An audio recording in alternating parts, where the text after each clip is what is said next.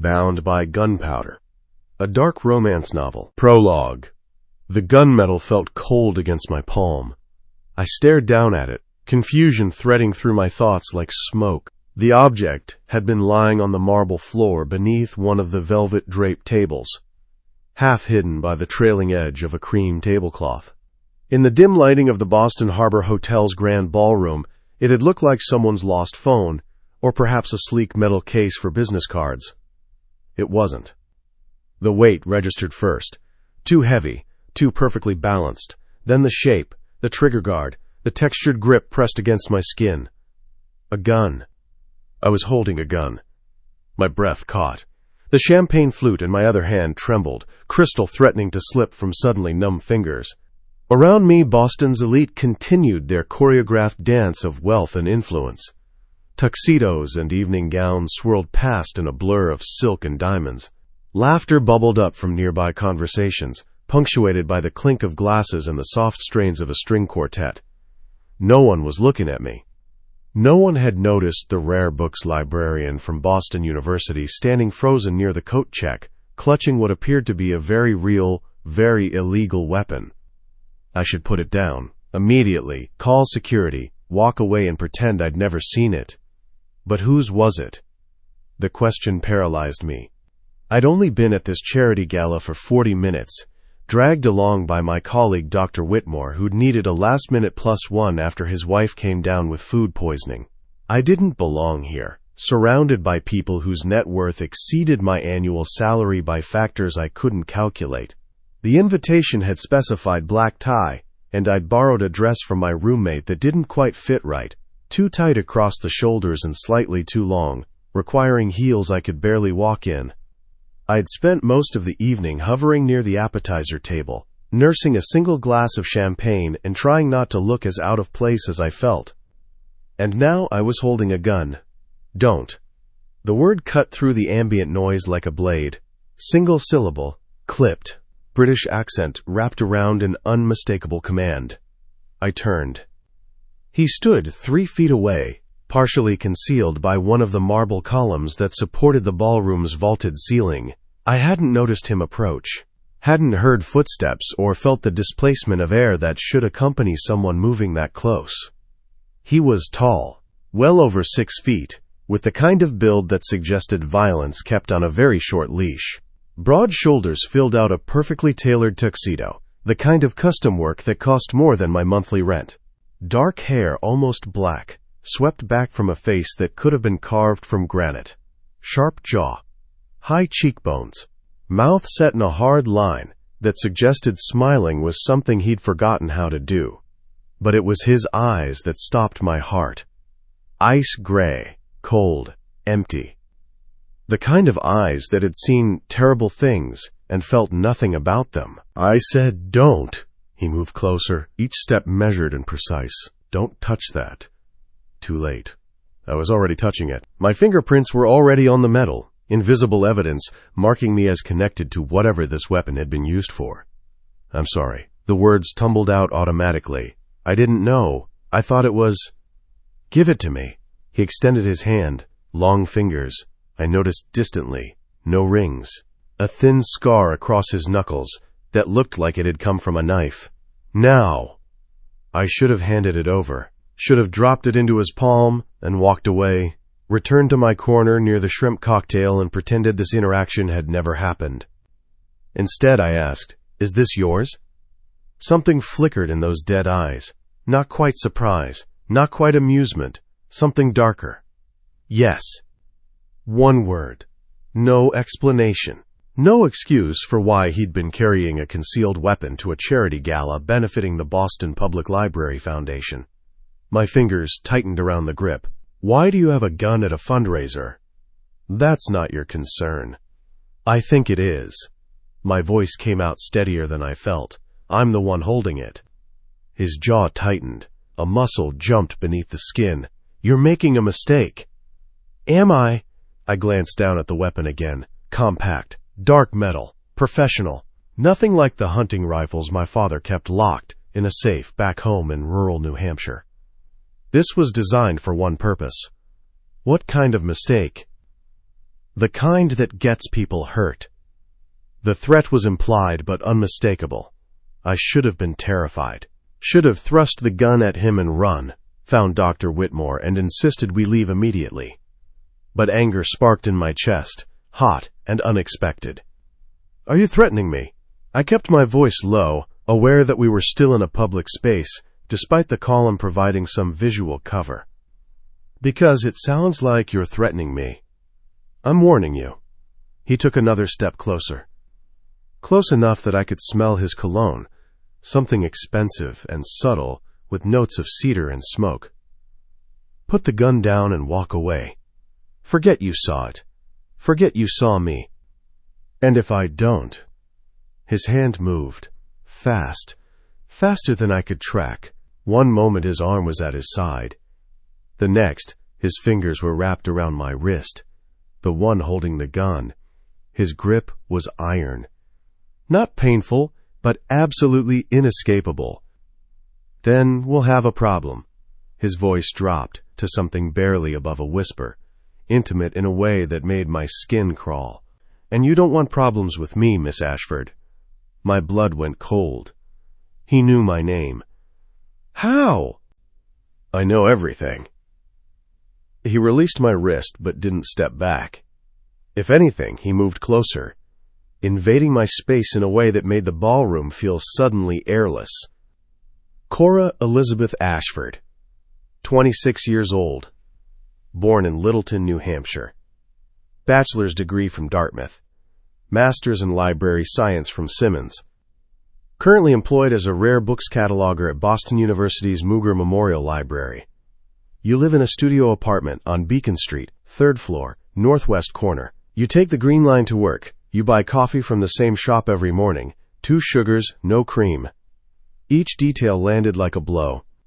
The champagne glass slipped from my other hand, hitting the marble floor with a crystalline crash that drew several nearby heads. He didn't look away from me. "You're being followed." The words were flat, matter-of-fact. "Have been for 3 weeks." "What?" The world tilted. "Why?" "Because of what you know." "I don't know anything." My voice rose before I could stop it. A man in a tuxedo glanced over, concern crossing his features. I forced a smile, lowering my voice to a harsh whisper. "I'm a librarian. I catalog rare books. I don't have any information worth." "You witnessed something." His eyes bored into mine. 2 months ago, late shift at the library, you were leaving through the back entrance near the loading dock. My mind raced backward. 2 months. October. I'd been working late to finish a catalog for a collection donation, some 18th century first editions that needed careful documentation. I'd left around midnight, exhausted and looking forward to my bed. And I'd seen... Oh, God. The memory crashed back in vivid detail. The loading dock. 2 men in dark clothing. A third man on his knees between them. The crack of gunfire, sharp and impossibly loud in the quiet night. The way the kneeling man had crumpled, life leaving his body in an instant. I'd run. Sprinted to my car and driven home, with my hands shaking so badly I'd nearly caused 3 accidents. I'd locked myself in my apartment and tried to convince myself it had been some kind of nightmare brought on by too much caffeine and too little sleep. But it hadn't been a nightmare, and apparently the men who'd committed that murder knew I'd been there. I didn't see their faces. The words came out in a rush. It was dark. I couldn't identify anyone even if I wanted to. They don't know that.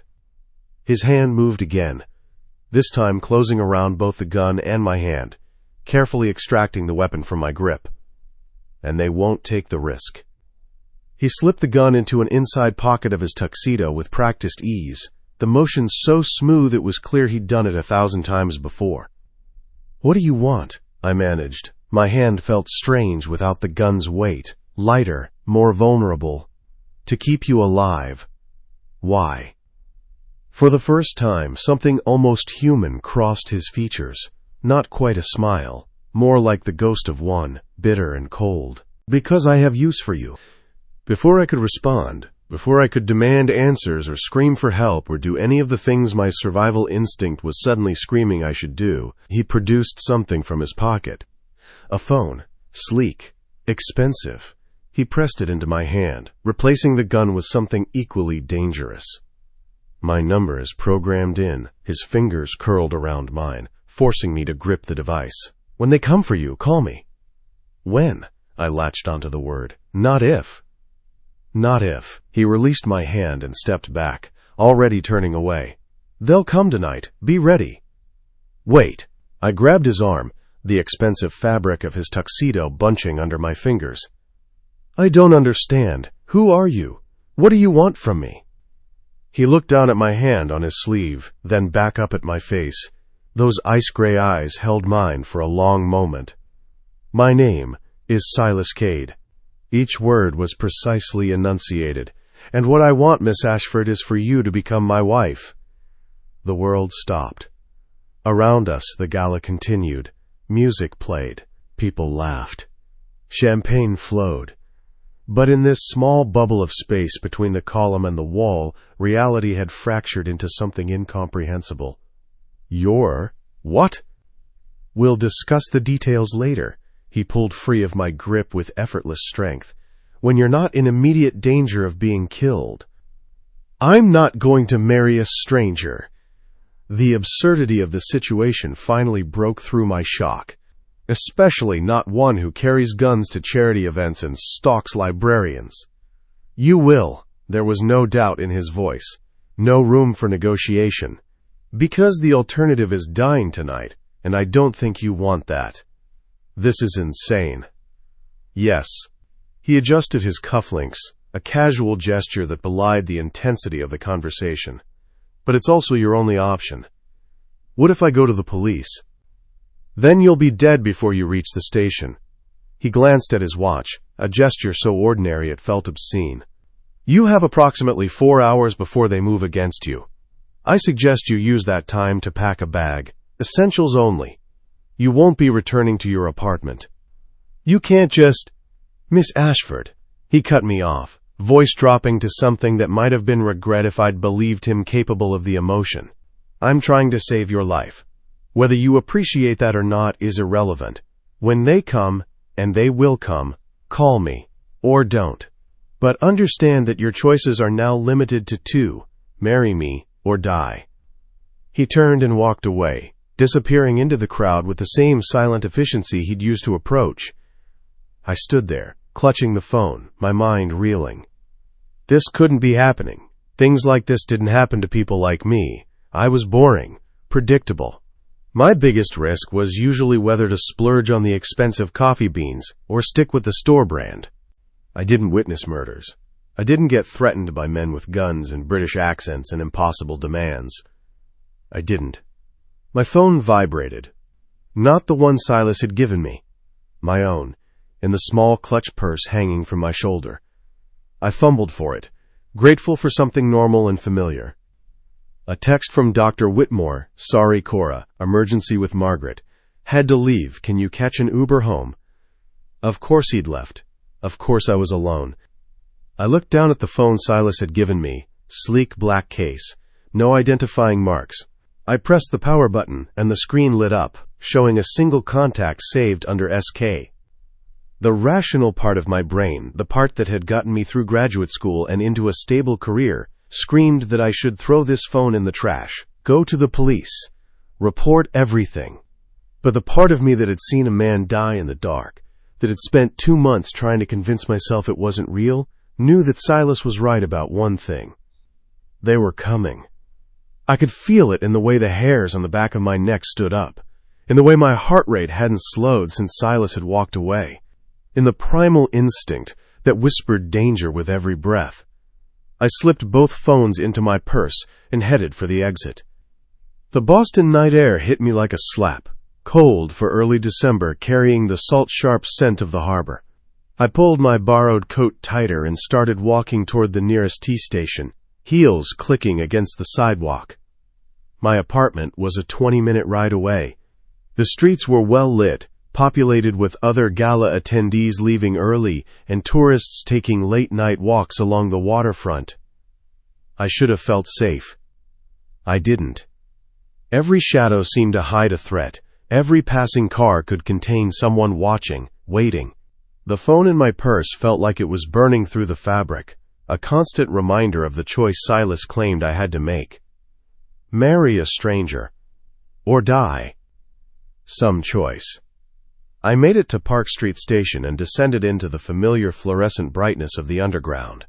Saturday night meant the trains were running less frequently, but there were still plenty of people around.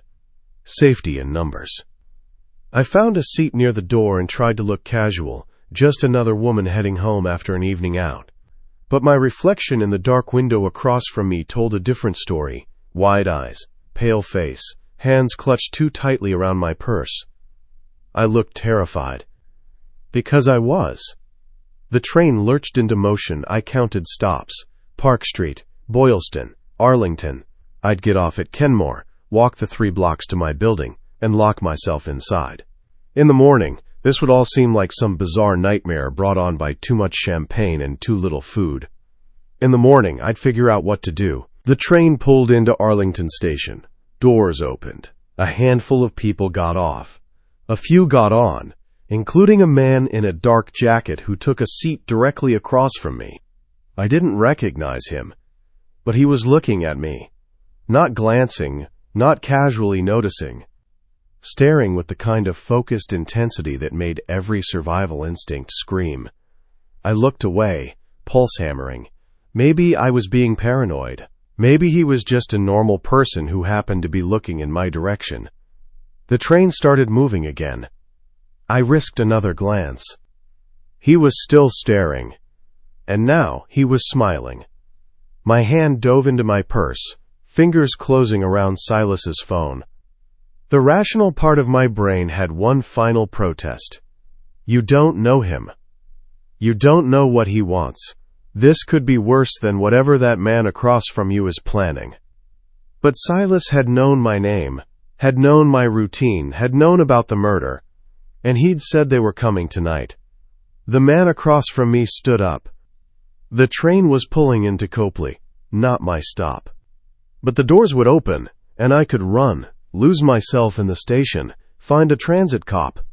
His hand moved to his jacket. I didn't wait to see what he was reaching for. I bolted. The door slid open, and I shoved past an elderly couple, ignoring their protests, and sprinted toward the exit. Behind me, I heard heavy footsteps. Running. Chasing. The station blurred. I took stairs 2 at a time, my heels making it nearly impossible to keep my balance. People shouted. Someone grabbed at my coat, but I pulled free, kept running. Street level, the cold air again, I ran. No destination, no plan, just the primal need to escape. My phone, Silas's phone. I yanked it from my purse while running, nearly dropping it. My fingers shook so badly I could barely tap the screen. 1 contact. SK. I pressed call. It rang once. Miss Ashford. His voice was calm, unsurprised, like he'd been expecting this exact call at this exact moment. Where are you? Copley, I gasped out, lungs burning. Someone's chasing me. Station. I don't. Stop running. What? Stop running. Each word was crisp. Clear. A command. Turn onto Dartmouth Street. Walk normally. There's a black Mercedes at the corner. Get in. How did you? Do it. Now. I saw the street sign ahead. Dartmouth. I forced myself to slow down, to walk, despite every instinct screaming at me to keep running. My heels clicked against the pavement. Behind me, the footsteps had stopped. Or maybe they were just being quieter. The Mercedes was exactly where Silas said it would be. Sleek, expensive, dark-tinted windows that made it impossible to see inside. The back door opened. I hesitated for half a second. One final moment where I could choose differently, run in another direction, flag down a cab, take my chances with the police. But the footsteps were getting closer again. Faster. I dove into the Mercedes. The door slammed shut behind me with the solid thunk of German engineering and bulletproof glass. Silas sat in the seat across from me, looking exactly as he had at the gala, perfectly composed, not a hair out of place. "Drive," he said to someone I couldn't see. The car moved smoothly into traffic. I pressed myself against the far door, putting as much distance between us as the confined space allowed. "What the hell is happening?" "You're being hunted." He reached into a small compartment and withdrew a bottle of water, offering it to me. "By people who don't appreciate witnesses." I ignored the water. The man I saw, the one who was murdered, who was he? A problem that needed solving. Silas set the water down when I didn't take it. "And you had the misfortune of being in the wrong place at the wrong time. So you're one of them." The realization settled like ice in my stomach. "You're a criminal, a killer. Among other things." He didn't bother denying it. "But I'm the criminal who's keeping you alive." "Why?" I demanded. "Why do you care? What do you get out of this?" His eyes met mine in the dim light of the car's interior. "I told you, I have use for you. As a wife." The word felt absurd. "You want to marry me because, why? Some kind of twisted protection racket?" "Marriage makes you mine legally." He spoke like he was explaining a business transaction. "It means the other families can't touch you without my permission. It means any testimony you might give becomes inadmissible because of spousal privilege. It means you disappear into my world, where I control who sees you, who speaks to you, who knows you exist. I'm not a possession to be controlled. In my world, Miss Ashford, everyone is either an asset or a liability." His voice remained maddeningly calm. "I'm offering to make you an asset. The alternative is that you remain a liability, and liabilities don't live very long." The car glided through Boston streets, heading somewhere I didn't recognize. Away from my neighborhood, away from everything familiar. "I don't have a choice, do I?" The words came out bitter. "Everyone has choices." Silas leaned back in his seat. "Yours are simply more limited than most. Marry you or die." Essentially. I wanted to scream, to cry, to throw something at his perfectly composed face. Instead, I asked the only question that mattered. "What happens if I say yes?" "We get married, quickly and quietly. You move into my home, you learn to navigate my world, and in exchange, I keep you alive. And if I say no, then I drop you off at the nearest corner and wish you luck." He paused. "You won't make it through the night." Silence filled the car. Outside, the city lights blurred past. I thought about my apartment, my books, my quiet, predictable life, everything I'd worked for, everything I'd built. I thought about the man I'd seen die, the way he dropped like a puppet with cut strings. I thought about the stranger chasing me through Copley Station, the certainty in his eyes that I was prey to be hunted. And I thought about Silas Cade, sitting across from me with his ice-gray eyes and his impossible demand. "Marry me or die." I took a shaky breath. "If I do this," I said slowly, "I want answers, real ones, about what you do, about why you need a wife, about what happened 2 months ago." "Agreed." He didn't hesitate. "Within reason. And I want protection for my father, my friends, anyone who might be targeted because of me." "Done." "And," I swallowed hard, "and if I change my mind, if I want out, there has to be a way." "No." The single word was absolute. "That's the one thing I can't give you. Once you're mine, Miss Ashford, you're mine permanently. The only way out is death." "That's barbaric." "That's reality." He leaned forward slightly. "My world has rules, harsh ones, but they keep people alive. Breaking those rules gets people killed. Do you understand?" I understood that I was making a deal with the devil. I understood that my life as I knew it was over. I understood that in the space of a few hours, I'd gone from boring librarian to whatever this was. But I also understood that I wanted to live. "Yes," I whispered. "Yes, what?" I met his eyes, held his gaze despite the fear threatening to choke me. "Yes, I'll marry you." Something flickered across his face. Satisfaction, perhaps. Or maybe just the cold acknowledgement of a transaction completed. "Good." He pulled out his phone and typed something quickly. We'll need to move fast. The ceremony will take place tonight." "Tonight?" My voice rose. "I need time to—" "You need to survive," he cut me off. "Everything else is secondary. We marry tonight. You move into my home tonight. By morning, you'll be untouchable." The car turned onto a quieter street lined with brownstones, each one worth more than I'd earn in a lifetime. "What about my things?" I asked numbly. "My apartment, my job." "Your apartment will be cleared out by morning. Anything you want kept will be brought to you. As for your job," he paused, "that's your choice. You can continue working if you wish, though I'd prefer you didn't." "You'd prefer?" "I'd prefer you safe." His voice carried an edge I hadn't heard before. "And that means limiting your exposure to the public. But we can discuss it later." The car stopped in front of a brownstone that looked like something from a historical renovation magazine. 4 stories of red brick and white trim, with windows that gleamed in the streetlights. "Home," Silas said simply. The driver, whom I still hadn't seen, opened my door. Silas emerged from his side and came around to offer me his hand. I stared at it. Those long fingers. That scar across the knuckles. The hand of a man who'd killed before and would kill again. The hand of my future husband. I took it. His grip was firm, steady, the kind of strength that could crush or protect depending on his mood. He led me up the steps. The door opened before we reached it, revealing a woman in her 50s with silver-streaked hair pulled back in an elegant bun.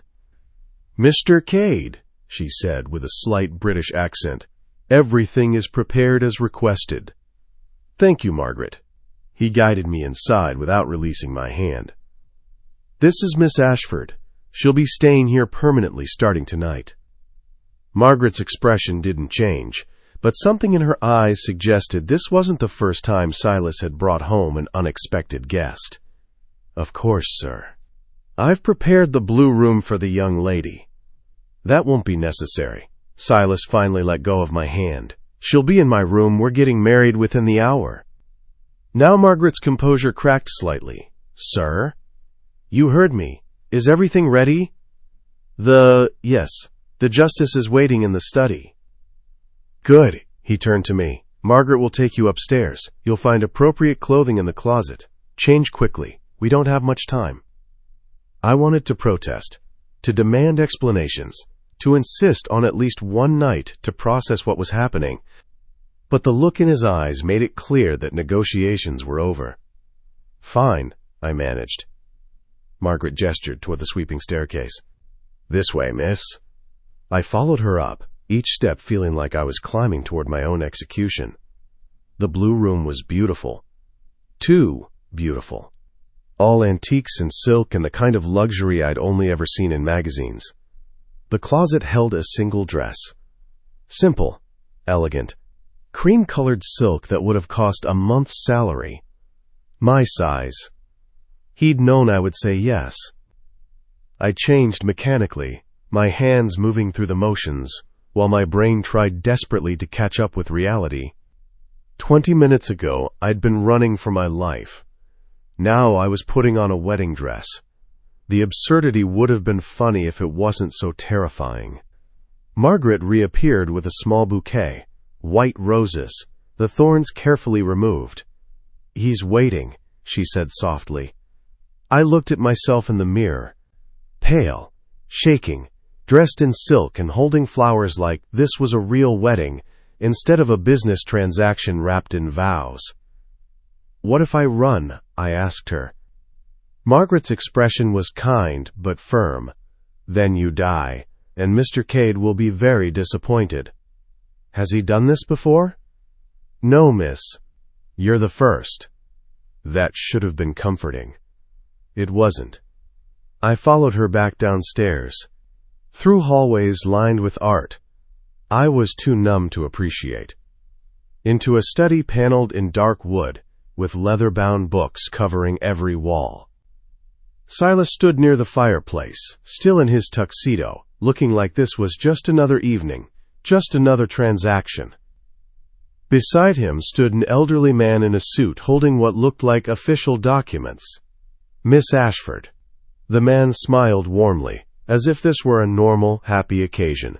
"I'm Justice Hendricks. I'll be officiating your marriage today." Today. Tonight. Now. This was happening. Silas crossed to me and took my hand again. His fingers were warm against my cold ones. "Shall we begin?" he asked the justice. "Of course." The ceremony was mercifully brief.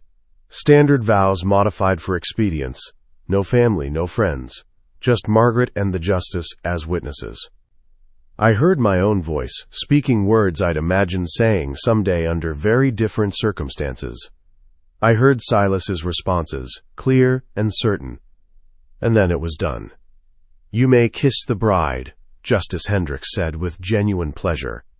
Silas turned to me. His hand came up to cup my face, thumb brushing across my cheekbone, in a gesture that might have been tender if it wasn't so calculated. "Breathe," he murmured, so quietly only I could hear. Then he kissed me. It was nothing like I'd imagined my first kiss as a married woman would be. No passion, no love, just the press of his lips against mine, claiming ownership the way the vows had claimed legal rights. When he pulled back, his eyes held mine. "You're safe now," he said. I wanted to believe him. I wasn't sure I did.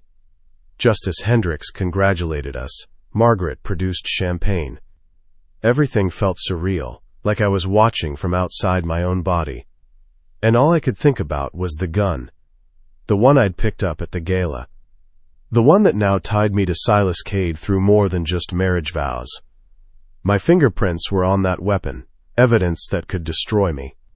Or protect me, depending on how Silas chose to use it. He'd planned this, all of it. The gun left where I would find it. The men chasing me. The perfect timing of his intervention. I'd never had a choice. Not really. The marriage had been inevitable from the moment my fingers closed around cold metal. I looked down at my hand. At the ring Silas had produced during the ceremony. Platinum. Simple. Beautiful. A shackle dressed up as jewelry. "Welcome home, Mrs. Cade," Silas said, raising his champagne glass. Mrs. Cade. I wasn't Cora Ashford anymore. That woman, with her quiet life and predictable routine, was gone. I'd become someone new. Someone dangerous. Someone owned. I raised my own glass with a shaking hand and drank. The champagne tasted like ashes. Chapter 1. Cora. I woke to unfamiliar weight. Not physical. The silk sheets were impossibly light, the mattress beneath me so soft, it felt like sleeping on a cloud. The weight was something else. Heavier. More suffocating. The weight of my new reality. I kept my eyes closed, willing myself back to sleep. Back to unconsciousness, where I didn't have to think about what I'd done, who I'd become. Mrs. Cade. The name sat wrong in my mouth when I'd practiced it silently during the ceremony. Cora Cade, like trying on a coat that didn't fit, sleeves too long, shoulders too tight. Sunlight pressed against my eyelids. Morning then, I'd survived the night. That felt like an accomplishment worth noting. The bedroom door opened. Footsteps. Measured. Deliberate. The kind of walk that said the person knew exactly where they were going and didn't care about being heard. Silas. I kept my breathing even. Slow. Maybe if I pretended to sleep, he'd leave. "I know you're awake." His voice cut through my pretense like a knife through silk. I opened my eyes. He stood at the foot of the bed, already dressed for the day. Charcoal suit, perfectly tailored. White shirt, no tie. Hair still damp from a shower I apparently hadn't heard. Those ice-gray eyes watched me with the same clinical assessment he'd used last night. Like I was a problem to be solved. Or perhaps a possession to be catalogued. "What time is it?" My voice came out rough, unused. 7:30. I sat up, pulling the sheets with me. I'd changed into the nightgown Margaret had laid out last night. Soft cotton, modest, nothing like the lace and silk I'd imagined wearing on my wedding night. Though this hadn't been a real wedding night, Silas had left immediately after the ceremony, disappearing into some part of the brownstone while Margaret showed me to his bedroom. Our bedroom now, I supposed, though he clearly hadn't slept here. "Did you sleep at all?" I asked. "No." One word. No explanation. I pushed hair from my face, aware that I probably looked terrible. Tangled hair, no makeup, wearing a nightgown that belonged to a grandmother. Not exactly how I'd pictured the morning after my wedding. But then, nothing about this was how I'd pictured it. I need to make some calls. I swung my legs out of bed, feet finding thick carpet. My father, my job, I can't just disappear without... Already handled. I stopped. What? Your father received a call this morning from you. Silas reached into his jacket pocket and withdrew my phone. My actual phone, the one I'd left in my purse last night. You told him you'd eloped with someone you'd been seeing quietly, that you needed some time away to process everything. He wasn't happy, but he accepted it. Cold flooded my veins. You had someone impersonate me? Close enough to your voice that he didn't question it. Silas set the phone on the dresser. As for your job, you've taken a leave of absence. Family emergency. They were very understanding. You can't just...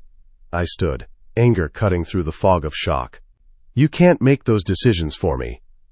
I can. I did. He adjusted his cufflinks, the gesture maddeningly casual. You're under my protection now, Mrs. Cade. That means I control the information flow. Who knows where you are, who you speak to, what you tell them. That's not protection. That's imprisonment. Call it what you like. His eyes met mine. The result is the same. You're alive. That's all that matters. I wanted to throw something, to scream, to demand he give me back my life, my choices, my freedom. But the memory of running through Copley Station stopped me, the footsteps chasing, the certainty that if I hadn't called Silas, I'd be dead. He'd saved my life. Now he owned it. I need clothes. I forced myself to focus on practical matters, things I could control, and my things from my apartment, books, personal items. Margaret is overseeing the packing. Silas moved toward the door. Anything you want kept will be brought here today. As for clothes, the closet has been stocked. I looked toward the massive walk-in closet I'd barely glanced at last night. You bought me clothes? Had them purchased. Your size was easy enough to determine. Of course it was. He'd probably had me surveilled for weeks, maybe months. The thought made my skin crawl. I want to see my apartment. The demand came out sharper than I'd intended. Before everything is packed up. I want to... No. Excuse me? Silas turned back to face me fully. Your apartment is being watched. The same people who came for you last night are waiting to see if you return. If you show your face there, you'll be dead before you reach the second floor. Then send someone with me. You have people, don't you? Security, whatever you want to call them. I have an organization. His voice carried an edge now. Subtle, but unmistakable. And yes, I could send a team to protect you. But that would draw attention. Make it clear you're under my protection. Right now, the other families don't know who took you. They're searching, waiting. The moment they connect you to me, this becomes more complicated. More complicated for you, you mean? More dangerous for you. He crossed back toward me, each step measured, controlled. You witnessed a murder, Mrs. Cade. That makes you a liability to very powerful people. The only reason you're still breathing is because they don't know where you are. I'd like to keep it that way. I held my ground as he approached, refusing to back down despite every instinct screaming at me to retreat. So what happens now? I asked. I just live here? Hide in your house like some kind of prisoner? You adjust. He stopped a foot away, close enough that I could see the faint scar along his jawline, barely visible unless you knew to look for it. You learn the rules of my world. You become someone they can't touch. And how long does that take? As long as necessary. Frustration bubbled up, hot and sharp. You can't keep me locked in here forever. I can keep you alive forever. His hand came up, fingers brushing along my jaw in a gesture that should have felt tender, but instead felt like ownership. That's all that matters. I jerked away from his touch. Don't. Something flickered in his eyes, not quite surprise, more like interest. Don't touch you? His voice dropped lower. Dangerous. We're married, Mrs. Cade. Touching is expected. Expected by who? By everyone who needs to believe this is real. He didn't reach for me again, but he didn't step back either. My business associates, my rivals, anyone who might question why I suddenly acquired a wife, they need to see a marriage, not a transaction. Then we'll lie. We'll convince them. His eyes held mine. Which means you'll need to be convincing. Can you do that? I thought about the acting classes I'd taken in college. The way I'd learned to inhabit different characters. Become someone else for a few hours. Could I become Silas Cade's devoted wife? Could I pretend to love a man who'd blackmailed me into marriage? I can try, I managed. Good. He finally stepped back, giving me space to breathe. We have dinner tonight with some of my business partners. Nothing formal, just drinks and conversation. You'll need to be ready by 6. What do I stopped. Swallowed. Started again. What do I say if they ask questions? Answer truthfully where possible. Lie where necessary. He moved toward the door again. We met at the gala. Fell hard and fast. Couldn't wait. The truth makes the best lies. Except we didn't fall for anything. They don't know that. He paused in the doorway, looking back at me. And they never will. Unless you'd prefer to explain to them why you really married me. Why you picked up my gun. Why your fingerprints are now evidence in 3 unsolved murders. The reminder landed like a physical blow. My fingerprints. On his gun. Permanent. Irrevocable. Binding. You planned this, I said quietly. All of it. The gun. Me finding it. Everything. Yes. No denial, no excuse. Why me? For the first time since I'd met him, something human crossed his features. Not quite regret, more like calculation that had paid off. Because you were convenient, he said, and because you'd witnessed something that made you vulnerable. That combination made you perfect. Perfect for what? For exactly this, he gestured between us. I needed a wife, someone with no connections to my world, someone clean who could be shaped into what I needed. You fit the requirements. I'm not a job application.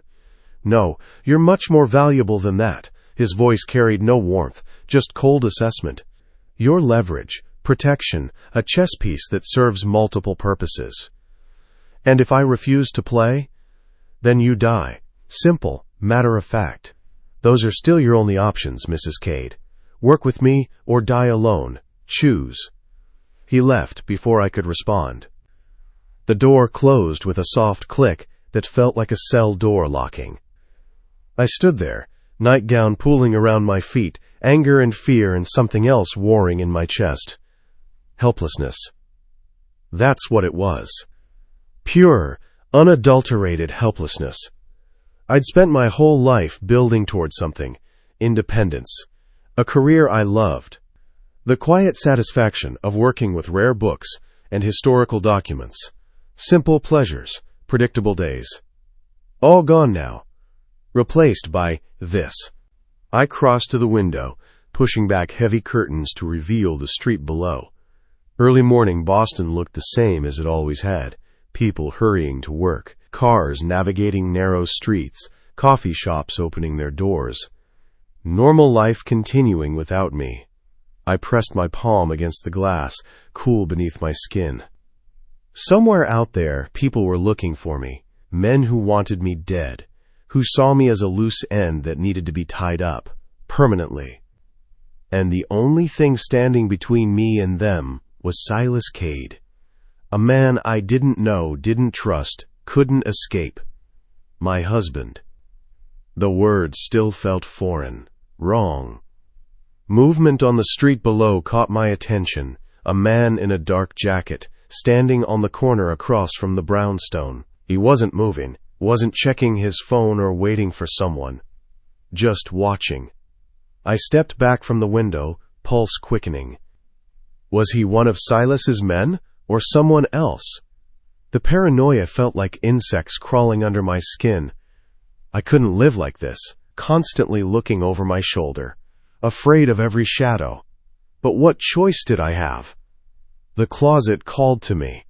I crossed to it, pushing open the double doors to reveal more clothes than I'd owned in my entire life. Dresses, slacks, blouses, all in styles that looked expensive but conservative. Nothing flashy, nothing that would draw attention. Everything in my size. I pulled out a simple navy dress, holding it against myself. The fabric was soft, quality, the kind of thing I might have saved for months to afford. Now it was just mine. Because Silas had decided it would be. Because I belonged to him now. I changed mechanically, pulling on the dress and searching for appropriate shoes. Found them lined up in the closet like soldiers. Heels, flats, boots, all pristine. By the time Margaret knocked softly on the door, I'd managed to make myself look presentable. Hair-brushed, face-washed, the barest minimum of makeup from the supplies I'd found in the bathroom. "Mrs. Cade," Margaret's voice was gentle, "I've prepared breakfast downstairs when you're ready." Mrs. Cade. There it was again, that name that didn't fit. "Thank you, Margaret." I opened the door. "And please, call me Cora." She smiled. "Of course, Miss Cora. This way." I followed her through the brownstone, seeing it properly for the first time. Last night, everything had been a blur. Fear and shock making it impossible to process details. Now I could see how beautiful it was. Historic crown molding, original hardwood floors, art that probably cost more than my apartment building. Wealth displayed casually, like it was nothing. The dining room overlooked a small garden, still green despite the December chill. Margaret had set a single place at the long table. "Mr. Cade has already eaten," she explained, pulling out my chair. "He had early meetings." Of course he did. I sat, feeling ridiculous in the massive space. One person at a table that could seat 12. Margaret served coffee, eggs, toast with butter and jam that probably cost more per ounce than I used to spend on groceries for a week. I ate because I needed to, because my body demanded fuel even if my mind was elsewhere. "Margaret," I set down my fork, "how long have you worked for Silas?"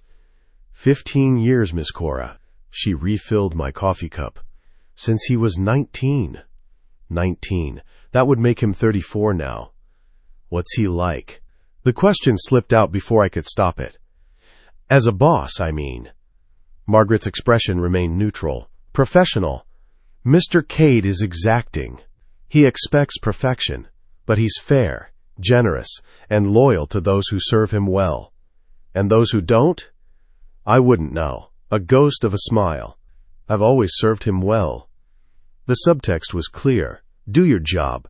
Don't question. Survive. "He's never been married before," I said. Not a question. A statement waiting to be confirmed. "No, Miss Cora, you're the first." "Did he," I chose my words carefully, "did he bring other women here, before me?" "Mr. Cade keeps his private life very private." Margaret's tone suggested the conversation was approaching boundaries she wouldn't cross. "I've never seen him with anyone, if that's what you're asking." It was, though I wasn't sure why I cared. Curiosity, maybe. The need to understand who I'd married. Or perhaps something else. Something more dangerous. I finished breakfast in silence, then asked Margaret to show me the rest of the house. She obliged, leading me through rooms that felt more like museum exhibits than living spaces. A library that made my heart ache. Floor-to-ceiling books, some of them clearly rare first editions. A study with a massive desk and walls covered in what looked like business documents and maps. A gym. A media room. Guest bedrooms that looked like they'd never been used. And then, at the end of a hallway on the 3rd floor, a locked door. "Mr. Cade's private office," Margaret explained when I reached for the handle. "Off limits, I'm afraid." Even to me? Even to you, Miss Cora. I stared at the door. Heavy wood, old lock, the kind that required a key, not a code. What was he hiding in there? I should mention, Margaret continued, Mr. Cade has asked that you not leave the brownstone without his knowledge. For your safety, you understand. My safety, I repeated the words, tasting their bitterness. Or his control. Margaret's expression didn't change. I'll be in the kitchen if you need anything. She left me standing in the hallway, staring at that locked door. My prison had very nice furnishings. But it was still a prison. I spent the rest of the morning exploring, cataloging my new reality. The brownstone had security cameras in every room except the bedrooms and bathrooms. I spotted them in corners, disguised as smoke detectors or air vents. Silas was watching, always. By afternoon, I was climbing walls with restlessness. The library called to me, but I couldn't focus on reading. Couldn't escape into someone else's story when my own had become so incomprehensible. I found myself back in the bedroom, standing at the window. The man in the dark jacket was gone, replaced by someone else, a woman this time, pretending to walk a dog. But her attention kept drifting up toward the brownstone. They were everywhere. Watchers, waiting. For what? For me to make a mistake? To try to run? Or for Silas to slip up? To give them an opening? My phone sat on the dresser where Silas had left it. I picked it up, scrolling through missed calls. Texts. My father had tried calling twice this morning before the fake call from me, my roommate wondering where I was. Dr. Whitmore checking if I'd gotten home safely from the gala. All of them thinking I was fine, living my normal life. None of them knowing I'd disappeared into a world I didn't understand with a man I couldn't escape. I opened my messages, fingers hovering over my father's name. One text. That's all it would take. Help me. I've been taken, please. But Silas would see it. The cameras. The monitoring. And then what? Would he hurt my father to keep me in line? I didn't know. That was the terrifying part. I didn't know what Silas Cade was capable of. What lines he wouldn't cross, what he might do to protect his secrets. I set the phone down. Walked away. Paced the bedroom like a caged animal. At 5:30, Margaret knocked again. Time to get ready, Miss Cora. Mr. Cade will be home at 6. The dinner, the business partners, the performance. I let Margaret help me dress.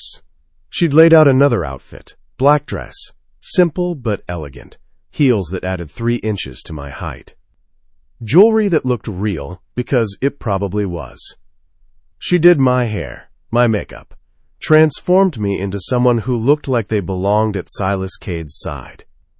When I looked in the mirror, I barely recognized myself. Perfect, Margaret pronounced. Mr. Cade will be pleased. I wanted to ask what happened if he wasn't pleased. Instead, I thanked her and went downstairs to wait. Silas arrived at 6 exactly. I heard the door open. Heard him speaking to someone. Another man, voice unfamiliar. Heard footsteps approaching the living room where I'd positioned myself on the sofa, trying to look casual, natural, not terrified.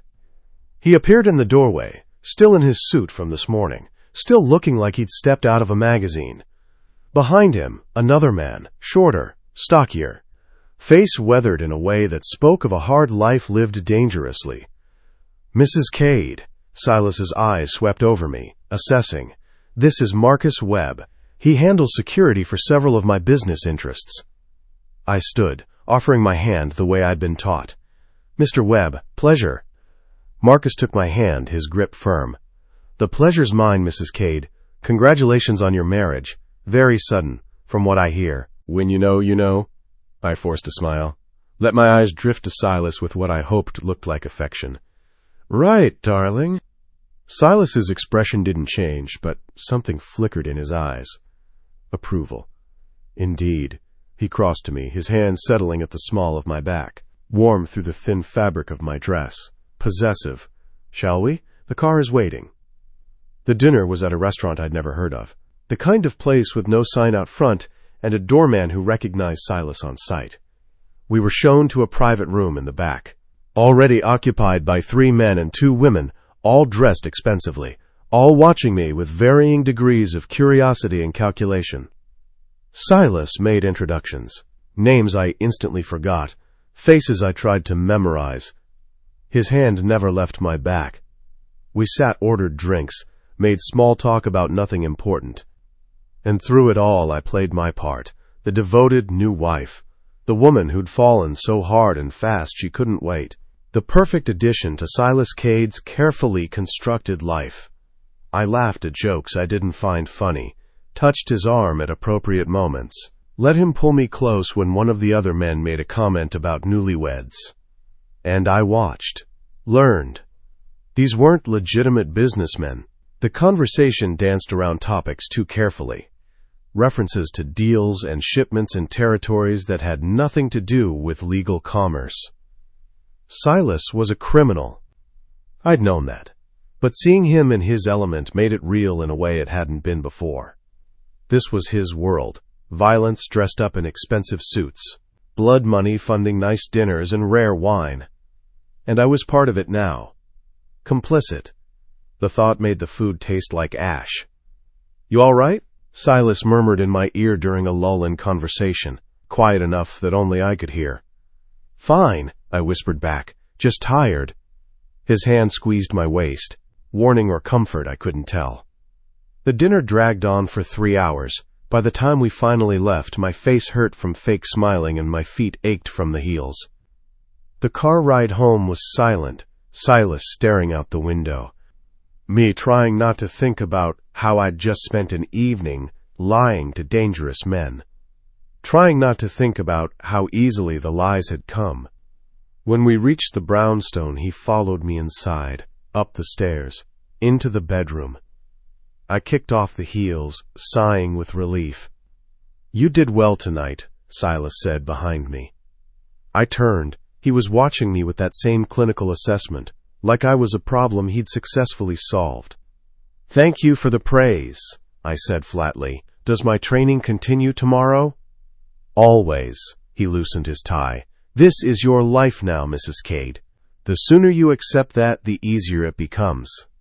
And if I never accept it, then you suffer. Simple, direct, your choice." He started to turn away, heading toward the door. "Where are you going?" The question escaped before I could stop it. He paused. "My study. I have work." "You're not." I gestured at the bed. "We're not." "Sleeping together?" A ghost of something that might have been amusement. "Not yet. That comes later, when you're ready." "I'll never be ready." "We'll see." He left. I stood there, alone in the massive bedroom, still wearing the black dress and the jewelry and the carefully applied makeup, still playing the part of Silas Cade's wife. And somewhere deep inside, a terrible thought whispered, "Maybe he's right. Maybe you are becoming this." I pushed it away, changed into the nightgown, climbed into the too-soft bed, and lay there, staring at the ceiling, wondering how many nights I'd spend like this. Trapped in luxury, owned by a man I barely knew, praying for a freedom that would never come. Chapter 2. Silas. The security footage showed her standing at the window again. 3rd time in 2 hours. I leaned back in my desk chair, watching the monitor with calculated attention. She wasn't trying to escape. Not yet. Just staring out at the street like a prisoner, counting the hours until her execution. Which, in a way, she was. The families wouldn't stop looking. They'd be patient, methodical, waiting for me to make a mistake, to let my guard down, to reveal where I'd hidden their witness. My phone buzzed. "Marcus." "Talk," I said without preamble. 3 separate surveillance teams picked up activity near her old apartment. They're coordinating, sharing information. His voice was flat, professional. "Won't be long before they connect the dots to you." "Let them." I closed the security feed. "I want them to know." Silence. Then, carefully, "You sure about that, boss? They need to understand she's under my protection, that she's mine." I stood, moving to the window of my study. The locked door Cora had tried earlier. "Send the message clearly. Anyone who comes for her answers to me." That's a declaration of war. It's a statement of fact. I checked my watch. Nearly 6. Time to collect my wife for another performance. Make sure the message is received. Unambiguously. I ended the call and stared at the files spread across my desk. 3 murders. All committed with the same weapon. The gun she'd picked up like it was nothing. Like it wasn't evidence that could bury both of us. But she didn't know that part yet. Didn't know I'd staged the whole thing. Dropped the gun deliberately. Watched her approach through the crowd. Calculated every word, every gesture, every threat. She was perfect for what I needed. Innocent enough to be believed. Smart enough to be useful. Vulnerable enough to be controlled. And now she was mine. Legally. Irrevocably. The camera feed showed her moving away from the window, disappearing into the bathroom. I should feel satisfied. The plan had worked flawlessly. Instead, something uncomfortable twisted in my chest, something I couldn't name and didn't want to examine. I pushed it away and headed downstairs. Cora. The bath water was too hot. I'd turned the taps until steam filled the bathroom, until the heat made my skin flush pink, trying to wash away the feeling of being watched, owned, controlled. It didn't work. I sank deeper, letting the water cover my shoulders. The bathroom was obscene in its luxury. Marble everywhere, gold fixtures, a tub big enough for 3 people. Everything Silas owned screamed wealth and power. Including me. The thought made my stomach turn. I closed my eyes, trying to find some center of calm, some piece of myself that hadn't been swallowed by this nightmare. The door opened. I sat up fast, water sloshing over the edge of the tub. What the hell? Silas stood in the doorway, not apologizing, not looking away, just watching me with those cold gray eyes. "Get out," I managed. My arms crossed over my chest instinctively. Futile. He'd already seen everything. "It's 7. His voice was flat. "We have an event." "I don't care. Get out." "You have 20 minutes to be ready." He set something on the counter. A dress bag. "Wear this. Hair up. Minimal jewelry." I said, "Get out." He finally looked away, turned toward the door, then paused. "You need to understand something, Mrs. Cade." His back was still to me, shoulders rigid beneath the expensive suit. "Privacy is a luxury you no longer have. I need to know where you are, what you're doing, who you're speaking to, every moment of every day." That's insane. That's survival. He glanced back over his shoulder. The sooner you accept it, the easier this becomes. Nothing about this is easy. Something flickered across his face, too fast to read. "No," he agreed quietly. "It isn't." He left. I sat there, shaking with anger and something else, something that felt dangerously close to tears. I wouldn't cry. Wouldn't give him that. Instead, I got out of the bath and dried off with violent efficiency. Pulled the dress from the bag, deep burgundy, elegant, expensive. Everything in my size, because of course it was. He knew everything about me, and I knew nothing about him. 20 minutes later, I descended the stairs to find him waiting in the foyer. He'd changed suits, this one darker, more severe. His eyes swept over me, assessing. "Perfect," he said, not a compliment, a confirmation that I'd followed orders. "What's the event?" I asked, pulling on the coat Margaret had left out. "Fundraiser, art museum. Several of my business associates will be there. More performance." "Always." He opened the door. The car was already waiting. "Remember what I told you? We're newlyweds, desperately in love, can't keep our hands off each other." The thought made my skin crawl. "I'm not going to." "You will?" He guided me toward the car with a hand at the small of my back. Possessive, controlling. Because the alternative is much worse. We rode in silence. The museum was in the back bay, lit up against the night sky like a jewel box. Silas helped me from the car. His hand lingered on mine. "Smile," he murmured. "We're being watched." I forced my lips to curve, let him tuck my arm through his. Played the part of the devoted wife while everything inside me screamed. The museum was full of Boston's elite. Old money and new power, mixing in a carefully choreographed dance. Silas knew everyone, moved through the crowd with easy confidence. And I followed, smiling, nodding, making small talk about art I didn't care about, with people whose names I'd forget by morning. His hand never left me, always touching, claiming, making it clear to everyone that I belonged to him. 2 hours in, I excused myself to the restroom, needed air, space, 5 minutes without his eyes on me. The bathroom was empty. I locked myself in a stall and pressed my forehead against the cool metal door. Breathed. Counted to 10. Tried to remember who I'd been before all this. The door opened. Heels clicked on marble. "Mrs. Cade?" I froze. "I know you're in here." The voice was female, young, amused. "Your husband sent me to check on you." Of course he did. I unlocked the stall and stepped out.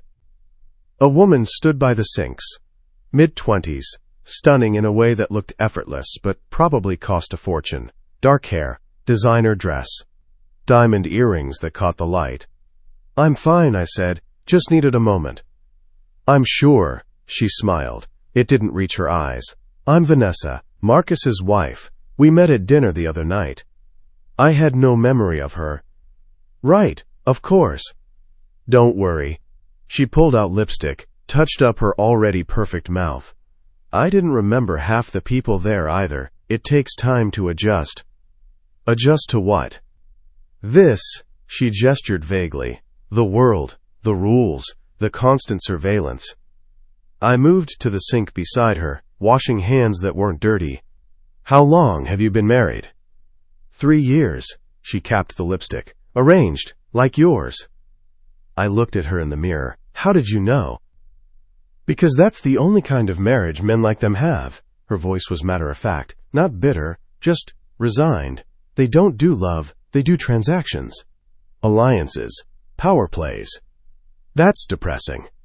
That's reality. She turned to face me. "Advice? Stop fighting it. Make yourself useful. Learn the game. Play it better than anyone else. And if I don't want to play? Then you disappear." She checked her reflection one final time, one way or another. She left before I could respond. I stood there, staring at my own face in the mirror. Was that my future? 3 years from now, would I be giving the same cold advice to another trapped woman? The thought was suffocating. I returned to the gallery to find Silas deep in conversation with an older man. They were speaking low, intense. When Silas saw me, he held out his hand. I took it, played my part, let him pull me close and introduce me as his beloved wife. Smiled until my face hurt. The ride home was silent again. Silas stared out the window, jaw tight. Something from that conversation had bothered him. Good. I hoped it kept him up all night. Back at the brownstone, I headed straight for the bedroom, started removing jewelry, kicking off the heels that had been cutting into my feet for hours. That went well. Silas appeared in the doorway, still in his suit, still perfectly composed. Did it? I yanked pins from my hair, let it fall around my shoulders, because I felt like a trained dog performing tricks. You felt like my wife, he moved into the room, which is what you are. I'm your prisoner. You're alive. His voice carried an edge now, which is more than you'd be if I'd left you to fend for yourself. You keep saying that. I turned to face him. Keep reminding me that I owe you, that you saved me, but you're the one who put me in danger in the first place. I gave you a choice. Marry you or die isn't a choice. It's the only choice that mattered. He closed the distance between us. Fast, controlled. You picked up my gun, Mrs. Cade. The moment your fingers touched that metal, You became part of this, whether you wanted to or not. You left it there deliberately. Yes. You planned all of this. Yes. Then you're no better than the people trying to kill me. His hand shot out, gripping my jaw. Not painful, but absolutely inescapable. I'm much worse, he said quietly, because I have you, and I'm never letting go. We stood like that, too close, his hand on my face, my pulse hammering. I should have been terrified. Part of me was. But another part. I shoved him away. Don't touch me. We're married. Touching is inevitable. Not like that. I moved toward the bathroom. Needed distance, air. Not when you're trying to intimidate me. I'm trying to make you understand. Understand what? He turned away, moved to the window, stood there with his back to me, hands in his pockets. Silent. The silence stretched. Finally, I was 17 when they killed my family. I stopped. The confession landed like a bomb in the quiet room. Who? Rivals, enemies, doesn't matter. His voice was flat, emotionless. They came in the night, put guns to my parents' heads while I watched, made me watch. Horror crawled up my spine. My sister was 14, sleeping upstairs. They went up to... He stopped, swallowed. I tried to stop them, got knocked unconscious for my trouble, woke up 6 hours later surrounded by bodies. Silas. I learned something that night. He didn't turn around. That being powerless kills you, maybe not immediately, but it kills you, destroys everything you care about, everyone you love. So you became this. I gestured at him, at the room, at everything he'd built. You chose power over everything else. I chose survival. Finally, he looked back at me, and for the first time since I'd met him, I saw something human in those ice-gray eyes. Something broken. And I chose never to be powerless again. I'm not your enemy, Silas. No, you're my responsibility. He crossed back to me, slower this time. Which makes you the most dangerous thing in my life. I don't understand. Because caring about someone gives them power. His hand came up, cupped my face with unexpected gentleness. And I can't afford that weakness. But here we are. My breath caught. We were standing too close again. His thumb brushed across my cheekbone. The gesture felt different. Less about control, more about something I couldn't name. I'm not asking you to forgive me, he said quietly. I'm not asking you to trust me, but I need you to survive this, and that means playing the game. Following the rules, becoming someone they can't touch. And what do you get out of it? My voice came out shakier than I wanted. Besides a convenient alibi. You. The word was simple. Absolute. I get you. Why me? Because you looked at me that night at the gala, and you weren't afraid. His eyes searched mine. Everyone else sees the monster, the weapon, the thing to be feared, but you just saw a man. I saw a criminal holding a gun. And you asked why? A ghost of a smile. Not many people ask why. Maybe more people should. Maybe. We stood like that, his hand still on my face, my heart still racing. Then he stepped back. The moment broke. Get some rest, he said. Back to business, back to control. We have breakfast with potential investors tomorrow, 8 a.m. More performance. Always. He left. I stood there alone, touching the place where his hand had been, hating myself for the way my skin still tingled from his touch, hating him for the way he looked at me, like I mattered, like I was more than a transaction. Like maybe, despite everything, this was becoming real. I changed into the nightgown and climbed into bed, but sleep wouldn't come. All I could think about was a 17-year-old boy watching his family die. A boy who'd grown into a man who controlled everything because he'd once controlled nothing. A man who'd trapped me in his world because I'd accidentally witnessed something I shouldn't have. Or maybe not so accidentally. Maybe he'd seen something in me that night, something he needed. something that terrified him as much as it fascinated him. I turned onto my side, staring at the empty space beside me. Silas didn't sleep here, hadn't since the wedding night. Where did he go? What did he do in those locked rooms I wasn't allowed to enter? What secrets was he keeping? The questions circled until exhaustion finally pulled me under. I dreamed of guns and blood and ice-gray eyes that saw too much. Silas. I stood in my study, staring at the security feed. She was asleep, finally. Curled on her side, dark hair spread across the pillow, defenseless. Mine. The thought sent something dark and possessive through my chest. I'd told her too much tonight, revealed cracks in the armor I'd spent 17 years building, shown her the wound that had never healed. Weakness. But watching her face when I'd spoken about my family, she'd looked at me with something other than fear, something that might have been understanding, or pity. I wasn't sure which was worse. My phone buzzed. Marcus again. The message was delivered, he said.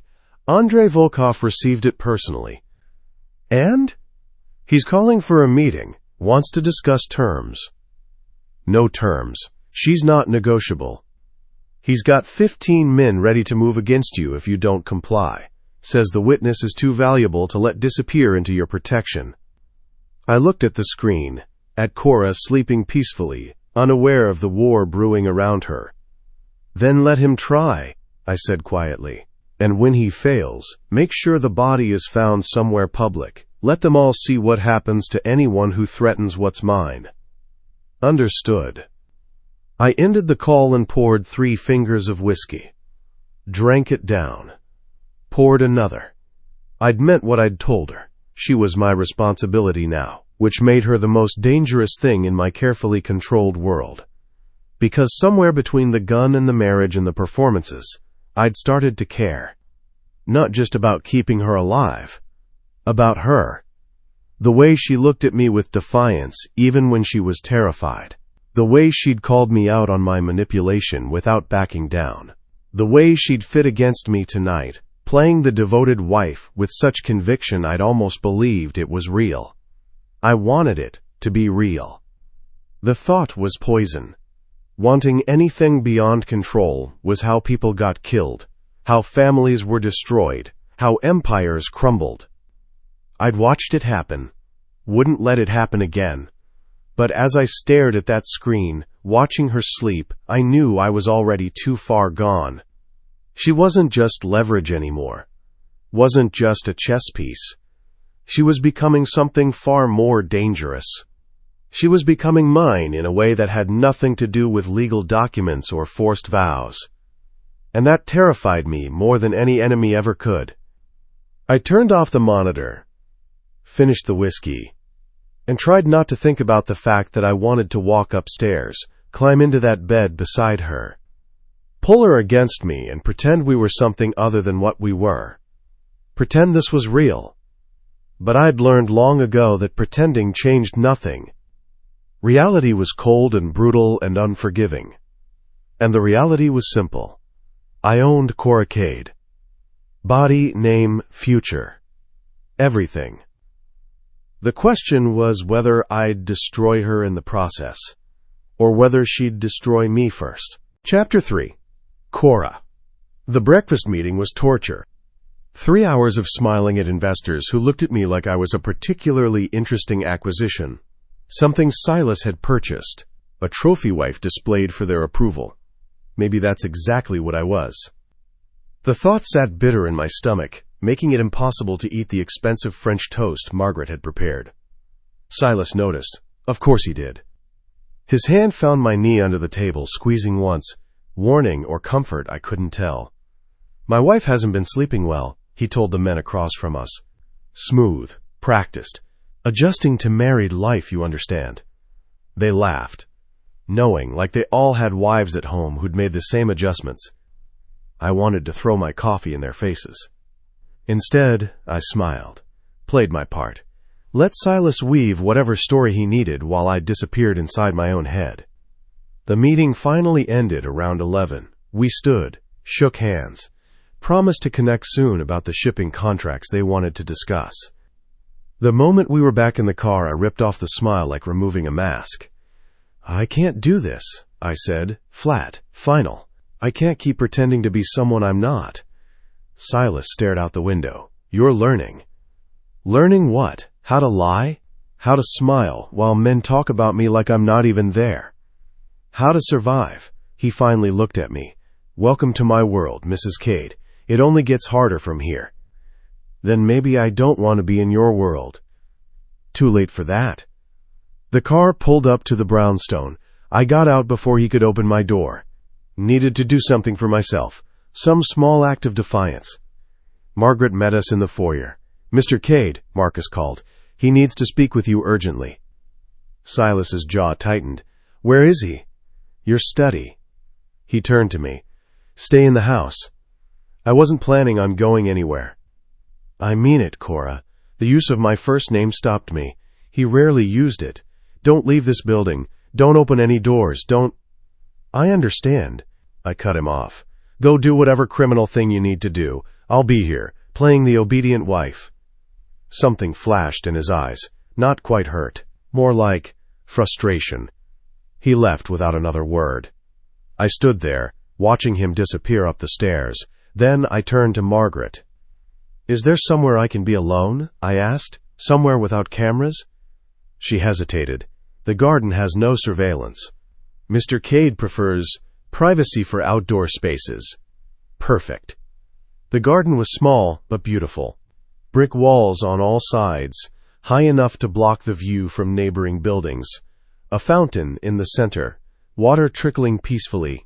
Benches arranged around carefully maintained flower beds. It was the first time since the wedding I'd been truly alone. No Silas watching, no cameras recording, no performance required. I sat on one of the benches and let myself breathe. Really breathe. The tears came without warning, hot, angry, frustrated. I'd lost everything, my life, my freedom, my future, all because I'd picked up a gun I shouldn't have touched. No. All because Silas Cade had planned it that way. The rage that thought sparked was cleansing. I let it burn through me, washing away the fear and helplessness. I wasn't powerless, not completely. I could learn his world, play his game, and maybe, eventually, find a way out. Or at least find a way to make this cage a little bigger. I don't know how long I sat there. Long enough for the tears to dry. Long enough for my breathing to even out. Long enough for the world to explode. The gunshot was impossibly loud. Followed by another. And another. I dove off the bench, instinct taking over, found shelter behind the fountain, pressing myself against cold stone. More shots. Shouting. The sound of breaking glass. Someone was attacking the brownstone. The garden door burst open. A man I didn't recognize, gun in hand, scanning the space. His eyes found me. There, he said into some kind of radio. The garden, I've got her. Terror flooded my system. This was it, the moment Silas had warned me about. The man started toward me. I looked around desperately. No weapons, no escape routes, just me and a fountain, and a man with a gun who wanted me dead. He raised the weapon. Another gunshot, different direction. The man's head snapped back. He dropped like a puppet with cut strings. Silas stood in the doorway, gun still raised, face carved from ice. Stay down, he ordered. Then he was gone, disappearing back into the house. I stayed frozen behind the fountain, heart hammering so hard I thought my ribs might crack. More shots. Shouting. The sound of something heavy hitting the floor. Then silence. Terrible, complete silence. I counted to 60, then another 60, waiting for someone to come get me. Silas finally appeared. Blood splattered across his white shirt. Not his, I realized. At least, I hope not his. Are you hurt? His voice was steady, controlled, like he hadn't just killed someone in front of me. No, my voice shook. What? Later. He held out his hand. We need to move. Now. I took it. Let him pull me to my feet. The brownstone looked like a war zone. Bullet holes in the walls. broken glass everywhere, and bodies, 3 of them, spread across the foyer and hallway. I tried not to look. Failed. Silas kept pulling me forward, toward the garage. A black SUV was already running, Marcus behind the wheel. "Get in," Silas ordered. I climbed into the back seat. He followed, slamming the door. Marcus peeled out before I'd even buckled my seatbelt. "What the hell happened?" I managed. Volkov made his move. Silas checked his gun, reloading with practiced efficiency. Sooner than expected. "They came to kill me." "They came to take you." He met my eyes. "Which would have been worse?" The thought made bile rise in my throat. "Where are we going?" "Safe house. Outside the city." He looked forward again. "We'll stay there until I can neutralize the threat." "Neutralize?" I laughed. Bitter. Hysterical. "You mean kill them?" "Yes." At least he was honest. The safe house was an hour outside Boston. Modern. Minimalist. Surrounded by woods that made it impossible for anyone to approach unseen. Marcus did a full perimeter check while Silas got me inside. The place was smaller than the brownstone. 1 bedroom. Open floor plan. Security monitors covering every angle. "You'll be safe here," Silas said. He was pulling off his blood-stained shirt, revealing the tattoos I'd glimpsed before. Some kind of design across his ribs. Scars scattered across his chest and shoulders. Evidence of a violent life lived dangerously. "How long?" I asked. "As long as it takes." "That's not an answer." "It's the only one I have." He moved to the bathroom, started washing blood from his hands. "I need you to stay inside. Don't go near the windows. Don't open the doors for anyone except me or Marcus." So I'm a prisoner again. "You're protected." He turned to look at me. "There's a difference." "Not from where I'm standing." He dried his hands, approached me slowly, like I was a wounded animal that might bolt. "I know you're angry," he said. "I know you hate this, hate me. But right now, in this moment, I need you to understand something." "What?" "Those men today?" His hand came up, cupping my face. "They wouldn't have killed you quickly. They would have taken you somewhere, used you to get to me, broken you in ways you can't imagine. And when they were done, they would have sent me pieces." The horror of it must have shown on my face because his thumb brushed across my cheekbone. "So yes," he continued quietly, "you're a prisoner, you're trapped, your life isn't your own, but you're alive and whole, and I intend to keep it that way." "Why?" the question burst out. "Why do you care so much? You're not just anything." His other hand came up, framing my face. "You stopped being just the moment you picked up that gun." We stood like that, too close, his hands on my face, my pulse hammering. Then his phone buzzed. He stepped back, pulling it from his pocket. "What?" I couldn't hear the other side, but I watched his expression darken. "How many?" A pause. "Where?" Another pause. "Handle it. I'll call you back." He ended the call and looked at me. "What?" I asked. "They hit 4 of my warehouses, burned them, killed everyone inside." "How many people?" 17. The number hit like a physical blow. 17 people dead, because of me, because Silas had chosen to protect me instead of giving me up. "This is my fault," I whispered. "No." His voice was hard, final. "This is Andrei Volkov's fault. He made a choice. So did I. Now we deal with the consequences." "By killing more people?" "By eliminating the threat." He moved toward the door. "I'm going to handle this. Marcus will stay with you. Don't leave this house." "Wait." I grabbed his arm. "You're just going to leave? Go start a war?" "The war already started." He looked down at my hand on his sleeve. "This morning when they came for you." "Then let me go." The words tumbled out desperately. "Tell them they can have me. End this before more people die." His expression went completely cold. "Never." "Silas, I don't care how many people die, Cora." He moved closer, backing me against the wall. "I don't care if I have to burn this entire city to keep you safe. You're mine, legally, practically, irrevocably. And I don't surrender what's mine."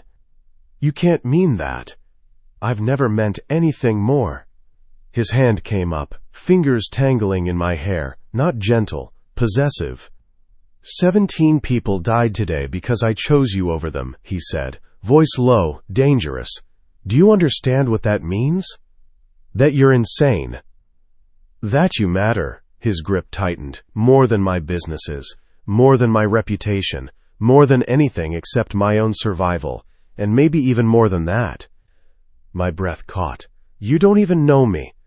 I know enough. His eyes searched mine. I know you asked, why, when everyone else would have run. I know you've cried exactly 3 times since the wedding.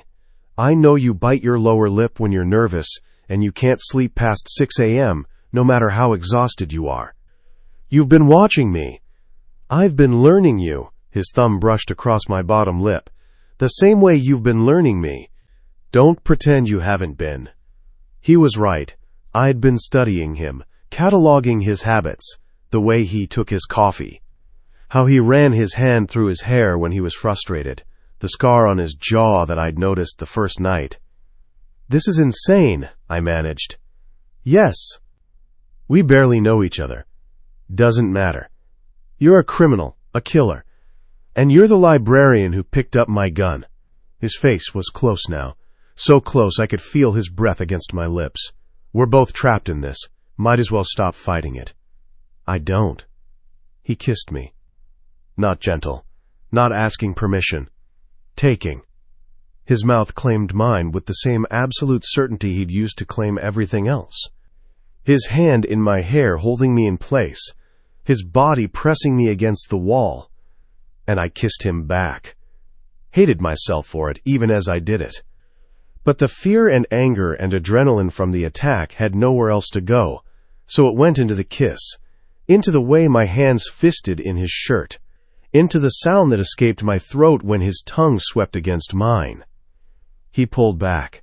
Not far, just enough to look at me. Tell me to stop, he said, rough. Dangerous. I should push him away, slap him, scream. Instead, I pulled him back down. The kiss turned desperate. His hands moving over me like he was trying to memorize every curve. My fingers tangling in his hair. This was wrong, toxic, built on lies and blackmail and violence.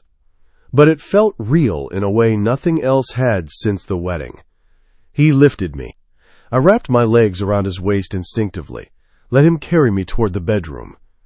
Then his phone rang again. He stopped, breathing hard. Set me down carefully. I have to take this, he said. Reality crashed back. What was I doing? This was Silas Cade, the man who'd trapped me, owned me, used me. The man who'd just killed 3 people to protect me. I stepped back. Go. He looked at me for a long moment, then nodded and answered the phone. I went into the bathroom, locked the door, stared at myself in the mirror. My lips were swollen from his kiss. My hair messed from his hands. I looked different, like someone I didn't recognize. I splashed cold water on my face, tried to calm down, think clearly. But all I could think about was the way he'd looked at me before that kiss. Like I was the only thing in the world that mattered. Like he'd burn everything else down to keep me safe. And the terrifying part? I'd believed him. Silas. Marcus's voice was urgent through the phone. Volkov's in the wind, disappeared after the warehouse hits. Then find him. I was still staring at the bathroom door where Cora had locked herself away. I don't care what it takes. Boss, he's got connections, resources. This could take weeks. Then take weeks. But find him. I ran a hand through my hair. Still felt her fingers there. And Marcus, when you find him, I want him alive. This death is mine. Understood. I ended the call and moved to the window. The woods were dark. Perfect cover. Perfect trap. I'd brought Cora here to keep her safe. But safety was an illusion. Temporary. Fragile. Volkov would keep coming. And after him, someone else. The families wouldn't stop until they got what they wanted. The witness. My wife. The woman I'd just kissed like I was drowning and she was air. Fuck. I'd broken my own rules. Let myself want something beyond control. Let myself need something I couldn't afford to lose. The bathroom door opened. Cora emerged, composed, hair smoothed. No evidence of what had just happened. "We need to talk," she said. "About?" "That," she gestured between us. "It can't happen again." "Why not?" "Because this isn't real, Silas." Her voice was steady, strong. "This is survival, adrenaline, fear. But it's not. We're not." "Not what?" "Not actually married. Not really." She wrapped her arms around herself. "We're playing roles, and I need to remember that, before I forget who I actually am." The words hit harder than they should have. "And who are you?" I asked quietly. "I'm Cora Ashford, librarian, daughter, friend. Someone who wanted a simple life." She met my eyes. "Not this. Never this." "Cora Ashford doesn't exist anymore." I moved toward her. "She died the moment you touched that gun. You're Cora Cade now, my wife, my responsibility, mine." "Stop saying that." "Why? It's true." "Because I'm not a possession." Her control cracked. "I'm a person, with thoughts and feelings and a life that meant something before you destroyed it." "I saved you." "You trapped me," she was shouting now. "You planned it, orchestrated it, made sure I had no choice. And now you're standing here acting like I should be grateful. You should be alive. Maybe I'd rather be dead than owned." The silence that followed was deafening. We stared at each other, both breathing hard, both too far gone to back down. "You don't mean that," I said finally. "Don't tell me what I mean." She turned away. "Just leave me alone." "Can't do that." "Why not?" "Because you're my wife." I grabbed her arm, spinning her back to face me. "And because in about 3 hours, I'm going to walk out that door and start a war that might kill me, and I need to know that if I die, you'll survive." She went still. "What?" "Volkov's not going to stop, not until one of us is dead." I let go of her arm. "So I'm going to make sure it's him." "You're going to get yourself killed." "Maybe," I shrugged, "but at least you'll be free." "That's not." She stopped, started again. "I don't want you to die." "Why not? I trapped you, owned you, destroyed your life." "Because..." She looked lost, vulnerable.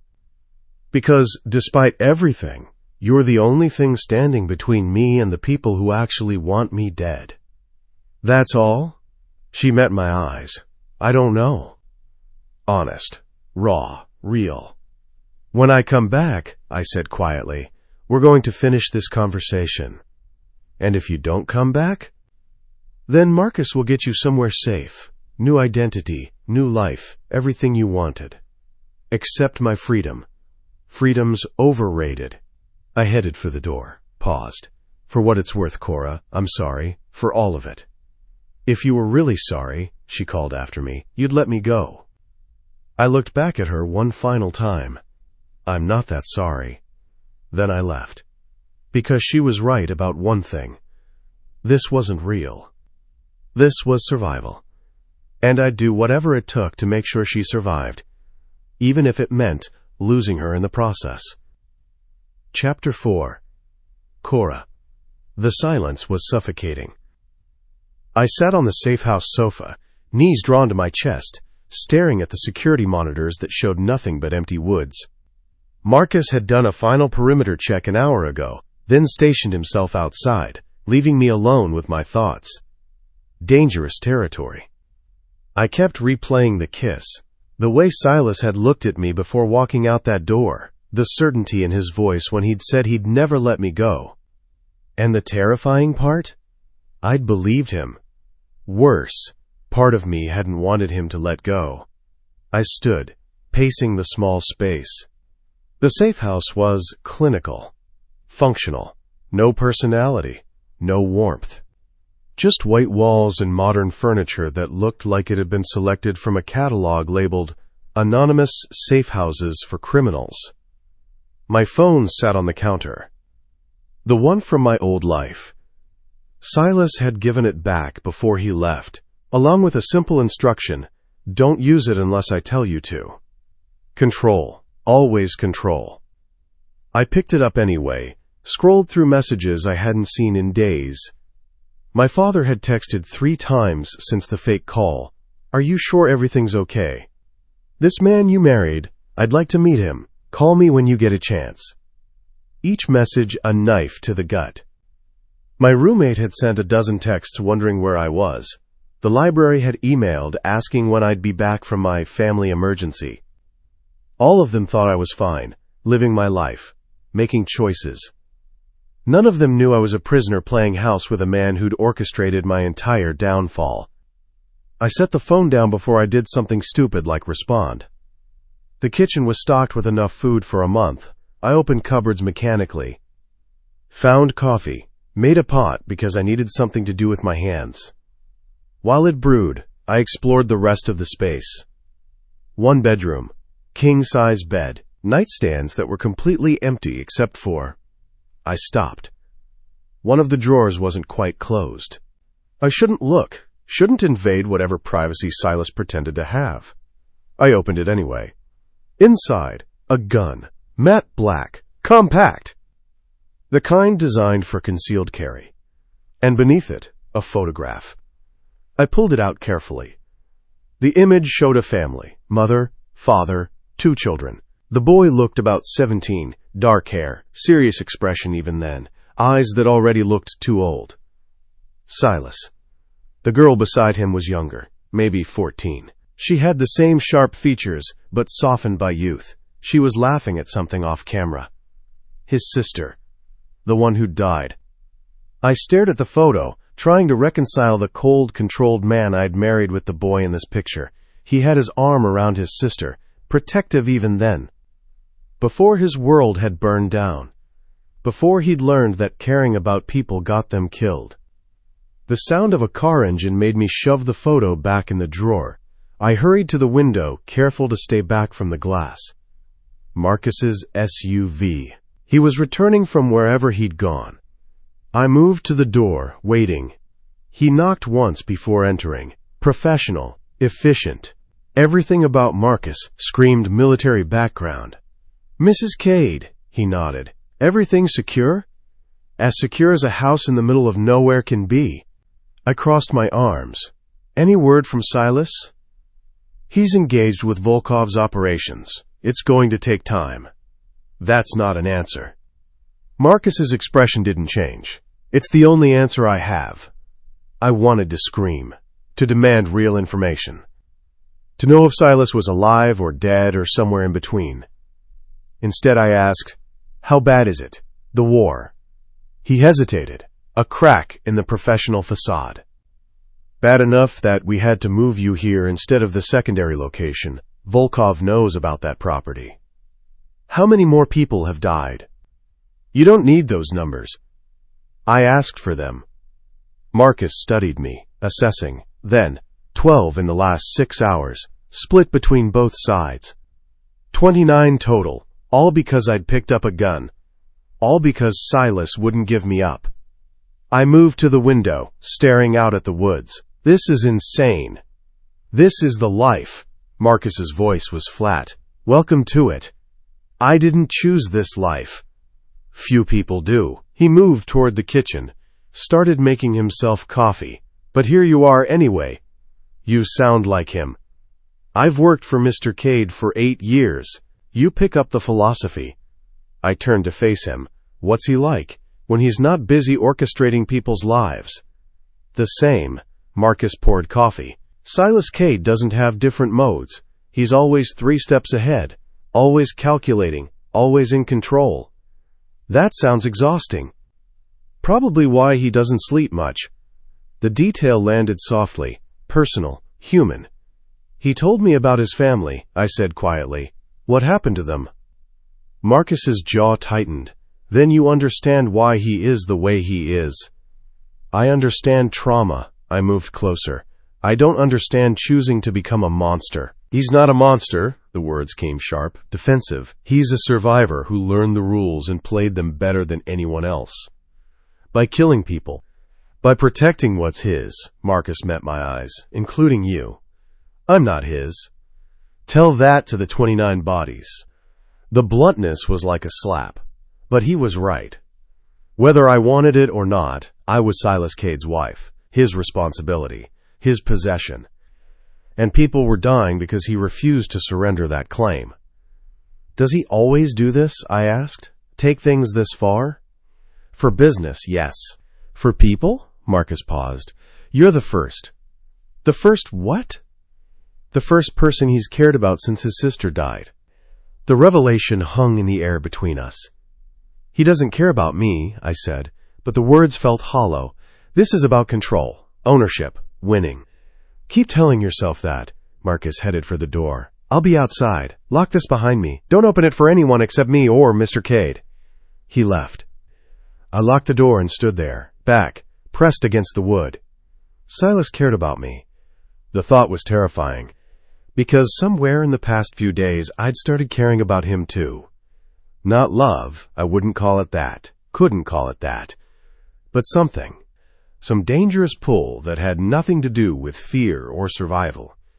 The kind of pull that made me kiss him back. The kind that made me worry he might not come back.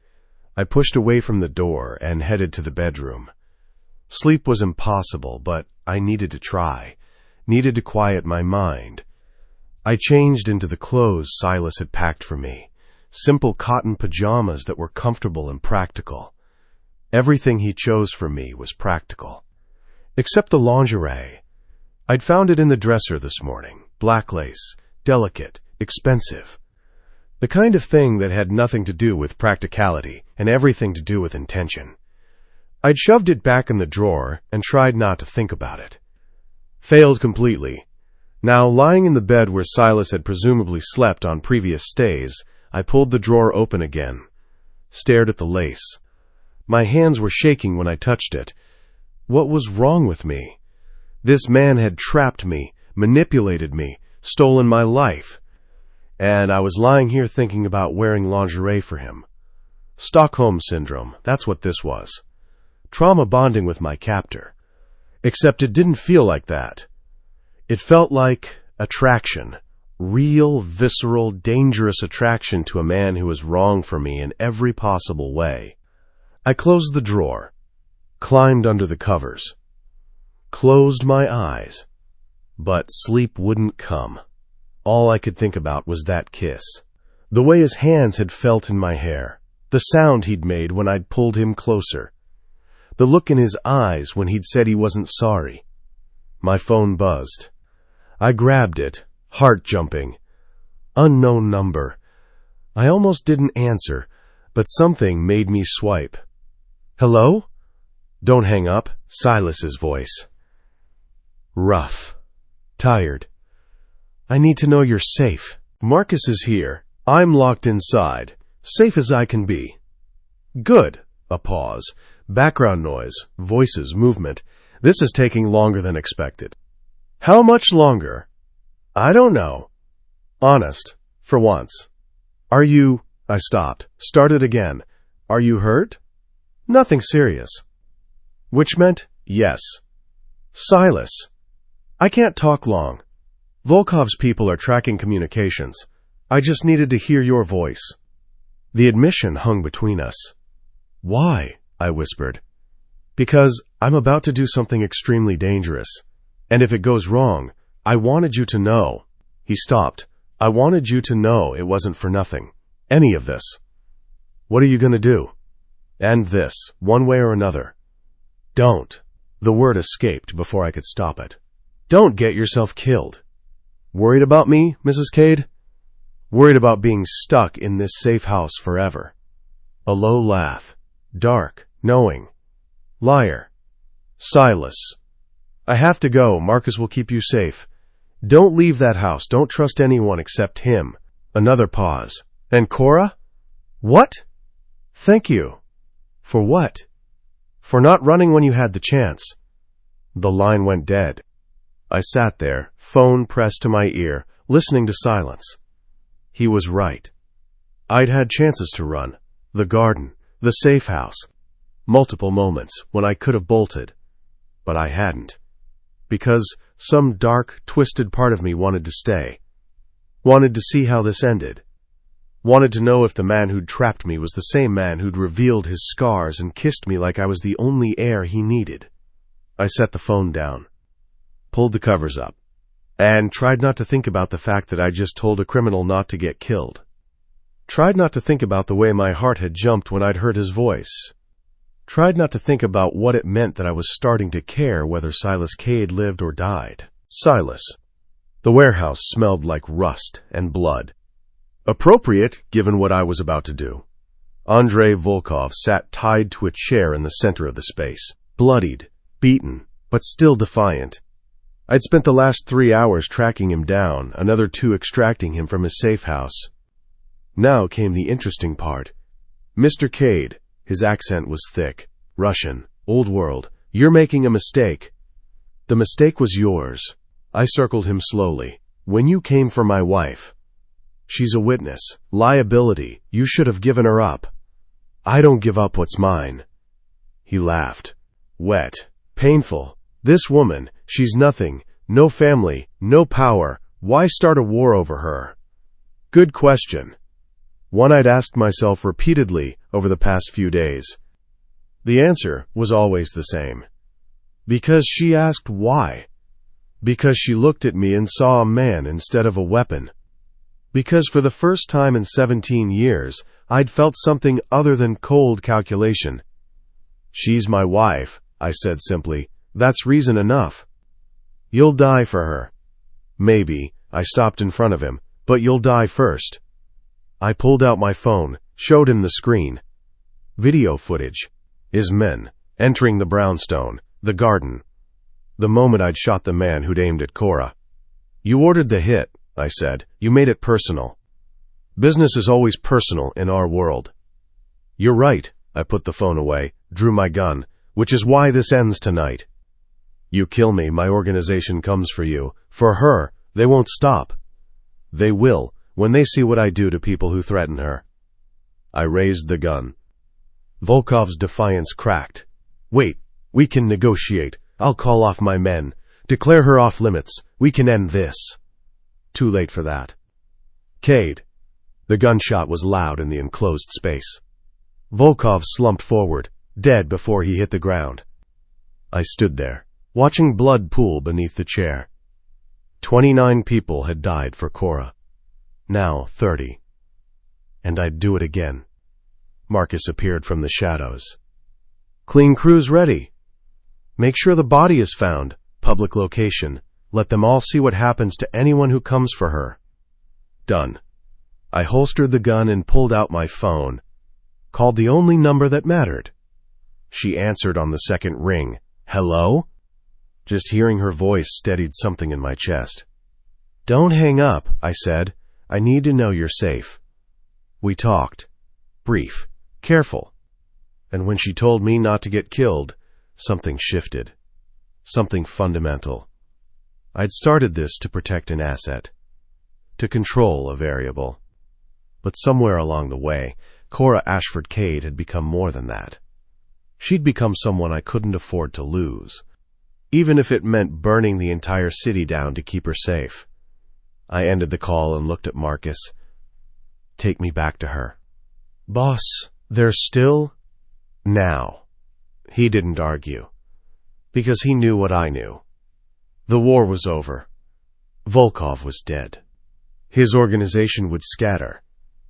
And I was going home to my wife, the woman who'd somehow become the most dangerous thing in my carefully controlled world, because she'd made me care. And caring was the one thing I'd sworn never to do again. Chapter 5. Cora. I heard the car before I saw the headlights. 3 a.m. I'd been awake for hours, unable to sleep, pacing the safe house like a caged animal. Waiting. The door opened. Marcus first, doing a quick sweep, then Silas. He looked like he'd walked through hell. Blood on his shirt. Not his, I realized with sick relief. Dirt smudged across his jaw, hair disheveled, eyes hollow with exhaustion. But alive. Out, he said to Marcus without looking away from me. Marcus didn't question it, just nodded and left, closing the door behind him. Silence. We stared at each other across the small space. "Is it done?" I asked. My voice sounded strange, distant.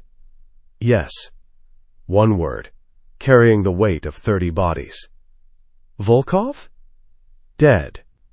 I should have felt something. Horror, disgust, moral outrage. Instead, all I felt was relief. "Are you hurt?" I moved toward him without thinking. "You're covered in."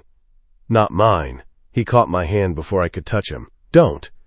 "Don't what?" "Don't look at me like that." "Like what?"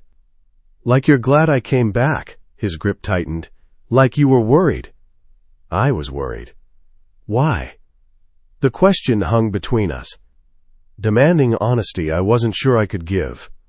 "Because," I started, stopped, tried again. "Because despite everything, I don't want you dead." "That's all?" "I don't know." The admission felt like surrender. "I don't know what this is, what we are, what I'm supposed to feel." He pulled me closer, slowly, giving me time to pull away. I didn't. "I killed a man tonight," he said quietly, "shot him in the head while he begged for his life.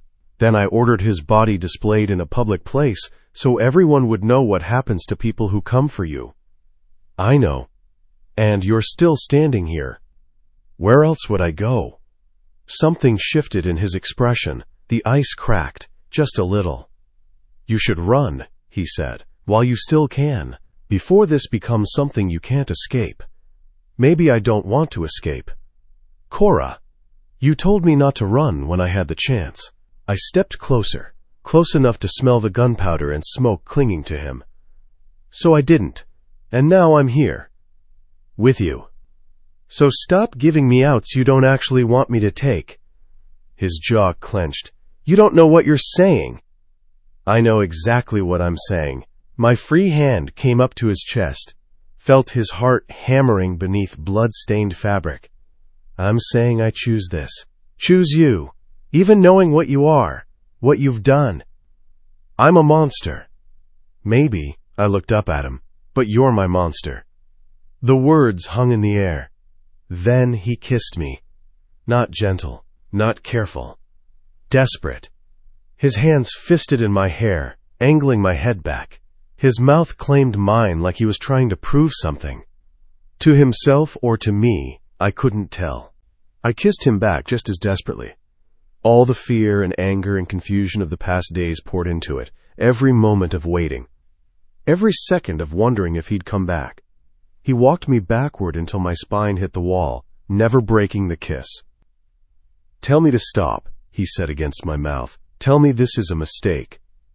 "No. Cora, I'm done running from this." My hands found his shirt, started working the buttons. "From you, from whatever this is." He caught my wrists. "You need to understand something."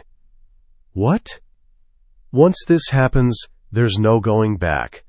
His eyes bored into mine. "You'll be mine, completely, irrevocably. No more pretending this is just a transaction. It stopped being a transaction the moment you came back for me."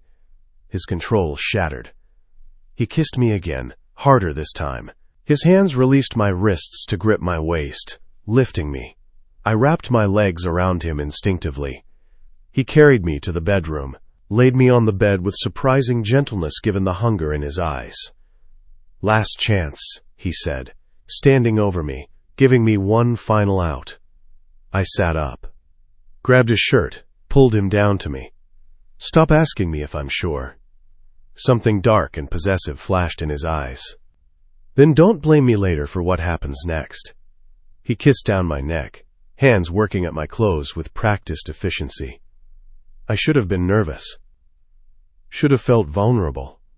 Instead, I felt right. Like this was inevitable from the moment I'd picked up that gun. Like every choice since had been leading here. "Silas." I breathed as his mouth found the hollow of my throat. "Don't." His teeth grazed my skin. "Don't say my name like that unless you mean it." "I mean it." He pulled back, looked at me, really looked. "You have no idea what you do to me," he said quietly. "How much I want you, how terrified I am of that wanting." I reached up, touched his face, traced the scar along his jaw. "Then stop being terrified." He caught my hand, pressed a kiss to my palm, then my wrist, then the inside of my elbow, mapping me with his mouth, learning me the way he'd been learning everything else about me since the wedding. When he finally moved lower, when his hands and mouth found places that made me gasp, I understood. This wasn't just sex. This was claiming. Permanent, binding, irrevocable. He was making me his in the most primal way possible. And I was letting him. Silas.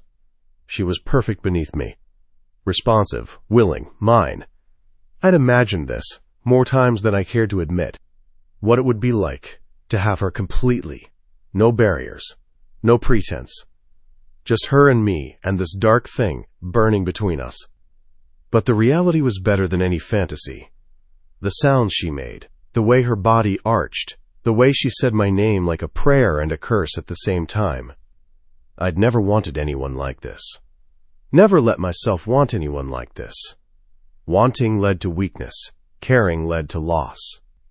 I'd learned that lesson at 17 when I'd watched my family die.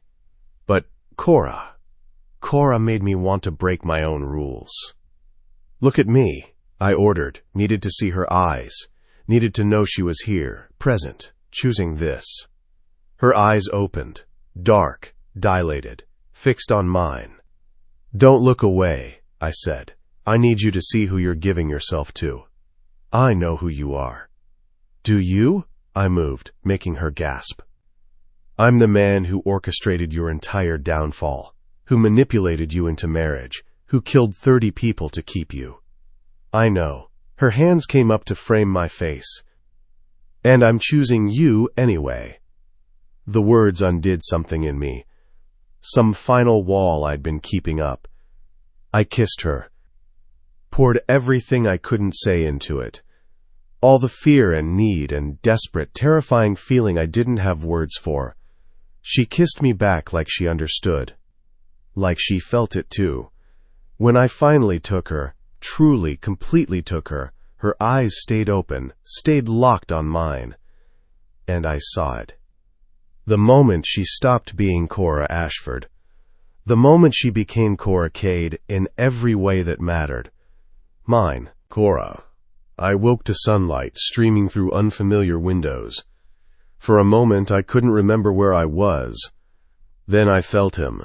Silas. Solid and warm beside me. One arm thrown possessively across my waist, even in sleep. Last night came back in fragments. His return. The kiss. The way he'd looked at me like I was the only thing in the world that mattered. The way I'd given myself to him completely. No regrets. The thought should have terrified me. Instead, I felt calm. Like something that had been unbalanced had finally settled into place. "You're thinking too loud." His voice was rough with sleep. "I can hear it from here." "How do you know I'm thinking?" "Your breathing changed." He pulled me closer, burying his face in my hair. "What are you thinking about?" "That this is insane." "Agreed. That I should regret this." "Do you?" I turned in his arms, looked at him properly. In the morning light, he looked younger, less controlled. His guard was down in a way I'd never seen. "No," I said honestly, "I don't." Something softened in his expression. "Good, because I'm not letting you go." "I know. Ever. I know that too." He kissed my forehead, gentle, tender, so different from last night's desperate claiming. "I need to tell you something," he said. "What?" "About the gun, why I left it there, why I chose you." I went still. "Okay."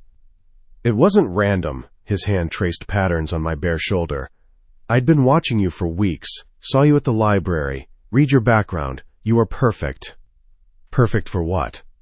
"For exactly this." His eyes met mine. "I needed a wife. Someone with no connections to my world, someone I could control. Someone who wouldn't ask too many questions. The words should have hurt. They didn't, because I could hear what he wasn't saying. But that's not what happened, I said quietly. No, his hand came up to cup my face. You asked questions. You challenged me. You refused to be controlled. And somehow, that made me want you more. Want me or want to own me? Both. Honest. Raw. I wanted to own you, possess you, keep you locked away where nothing could touch you. That's not healthy. I know. His thumb brushed across my cheekbone. But I don't care. You're mine, Cora. In every way. And I'll burn the world down before I let anyone take you from me. That's terrifying. I know. And possessive. I know that too. And completely insane. Are you going to keep listing my flaws? A ghost of a smile. Or are you going to tell me you feel the same way? I opened my mouth, closed it. Did I feel the same way? The honest answer was yes. Somewhere between the gun and the marriage and last night, I had stopped being a prisoner. I'd become a willing participant in this dark, twisted thing we'd created. I don't know what I feel, I admitted, except that I don't want to leave. That's enough. He kissed me, soft, sweet. For now, that's enough. We lay there as the sun climbed higher, not talking, just being. For the first time since the wedding, I felt safe. Not because I was locked away, not because he was controlling every aspect of my life, but because I'd chosen this. Chosen him. And somehow that made all the difference. What happens now? I asked eventually. Now we go home. He sat up, pulling me with him. Back to Boston, back to normal life. Normal? I laughed. Nothing about this is normal. Normal for us then, he stood, offering his hand. Come on, get dressed. Marcus is probably wondering if we killed each other. I took his hand. Let him pull me up. Watched as he moved around the room, gathering clothes with the same controlled efficiency he did everything. This was my life now. This dangerous, complicated, impossible man. And the terrifying part? I wouldn't change it. Not even if I could. Silas. The drive back to Boston was quiet. Cora sat beside me in the back seat, her hand in mine. Natural. Easy. Like we'd been doing this for years instead of days. Marcus drove. Didn't ask questions. Didn't comment on the obvious shift between us. Professional as always. What about your organization? Cora asked. Volkov's death. Won't that cause problems? Already handled. I rubbed my thumb across her knuckles. His people scattered. The families know you're under my protection. They won't try again. You're sure? I'm sure. I looked at her. I made sure the message was very clear. She nodded. Didn't ask for details. Didn't need to.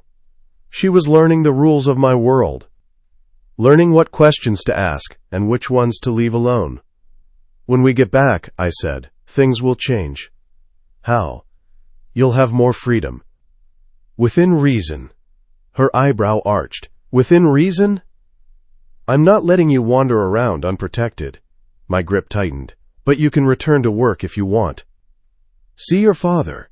Live something resembling a normal life. As long as you know where I am. Always. And if I want privacy? You have privacy. I paused. Just not from me. She shook her head, but she was smiling. You're impossible. And you're mine. I pulled her closer. Don't forget it. Trust me. Her head found my shoulder. After last night, I couldn't forget if I tried. The brownstone looked exactly as we'd left it. Repaired. Cleaned. No evidence of the attack that had sent us running. Margaret met us at the door. Mr. Cade, Mrs. Cade, welcome home. Home. The words settled strangely. This place had been mine for years, but it had never felt like home. Until now. Until Cora walked through the door and looked around like she belonged here. I'll prepare dinner, Margaret said, unless you'd prefer to rest. Dinner would be good, Cora smiled at her. Thank you, Margaret. The older woman's expression softened. Of course, Mrs. Cade. She disappeared toward the kitchen, leaving us alone in the foyer. "So?" Cora said. "What now?" "Now?" I pulled her against me. "Now we figure out how to make this work." "This being?" "Us. Marriage. Whatever this is." "You don't know?" "No. Honest. I've never done this before, the caring part." "Neither have I." She looked up at me. "Not like this." "Then we'll figure it out together." "Together," she repeated, testing the word. "I like that." "Good." I kissed her, long, deep. "Because you're stuck with me."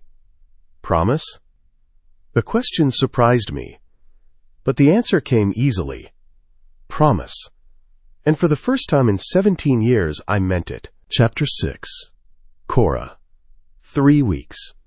That's how long we'd been back in Boston, living as husband and wife, playing house in the brownstone with its security cameras and locked doors, pretending this was normal. The strange part? It was starting to feel normal. I'd returned to work at the library. Silas had kept his promise about that, though freedom came with conditions. Marcus drove me, waited outside, drove me home. I couldn't leave the building without permission. Couldn't meet anyone for coffee or dinner without Silas knowing exactly where I was.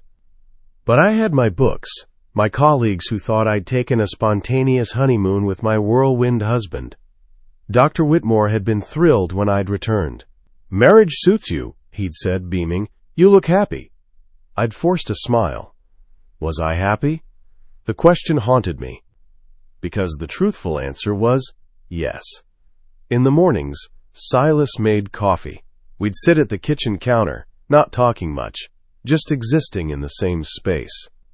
He'd ask about my day. I'd ask about his work, the sanitized version where he was a security consultant instead of a criminal. At night, we'd have dinner. Sometimes Margaret cooked. Sometimes Silas insisted on doing it himself. Then we'd retreat to the bedroom. That part had become complicated. Not the sex. That was simple, intense, raw. But the aftermath.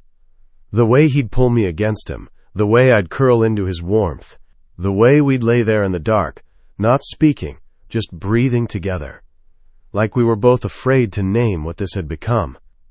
I was cataloging a rare first edition when my phone buzzed. "Silas, meeting running late. Marcus will take you home.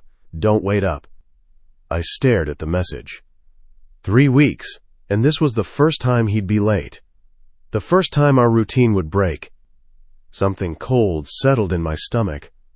"Cora, everything okay?" The response came immediately. "Silas, fine. Business. See you tonight." I tried to focus on work. Failed completely. By the time Marcus picked me up at 5, my nerves were frayed. "Where is he?"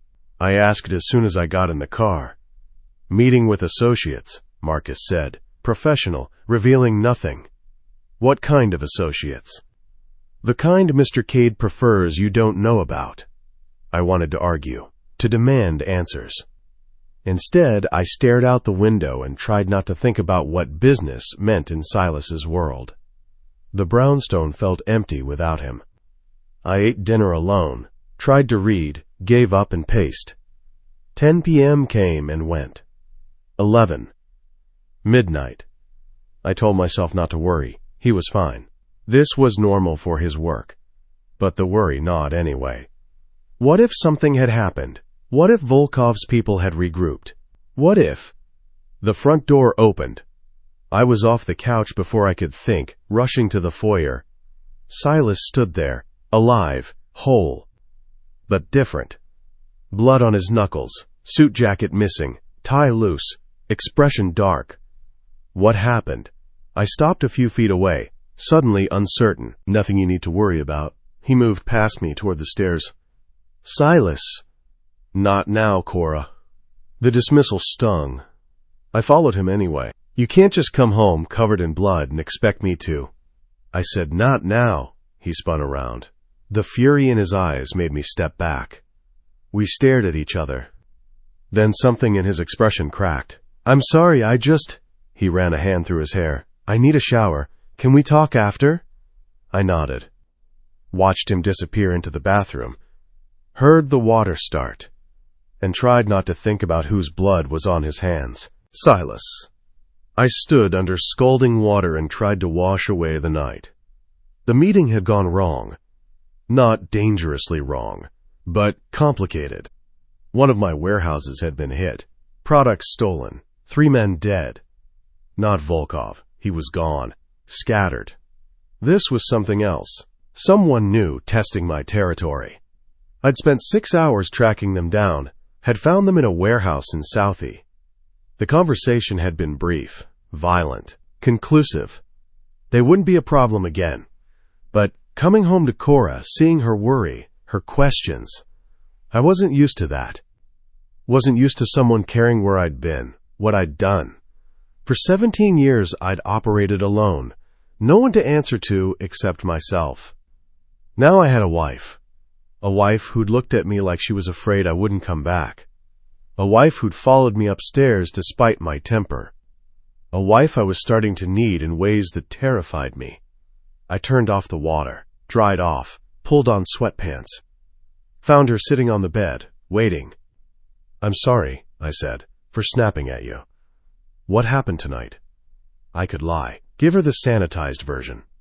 Instead, I told her the truth. About the warehouse, the theft, the men I'd found. About the violence required to send a message. She listened without interrupting, face carefully neutral. When I finished, she asked, "Did you kill them?" 2 of them. The 3rd will recover, eventually. Why not all 3? The question surprised me. You want me to have killed all 3? I want to understand the rules. She stood, crossed to me. You killed Volkov, you killed his men, but tonight you left someone alive. Why? Because dead men can't spread warnings. I touched her face. Fear is more effective than corpses sometimes. Is that what you want? People to fear you? I want people to leave what's mine alone. Including me? Especially you. My hand slid into her hair. You're the one thing I can't afford to lose. She leaned into the touch. I hate that I understand that logic. Do you? Yes. Her eyes met mine. Because I feel the same way. The admission hung between us. You're changing, I said quietly. Becoming someone darker. I know. No shame, no regret. Is that a problem? No, I pulled her closer. But I need you to be sure. Once you cross certain lines, you can't go back. I crossed that line when I let you kiss me at the safe house. Her hands found my chest. When I chose this, chose you. Cora, I'm not the same person who picked up that gun. She looked up at me. And I'm never going to be her again. So stop giving me outs. Stop waiting for me to run. What if I need you to run?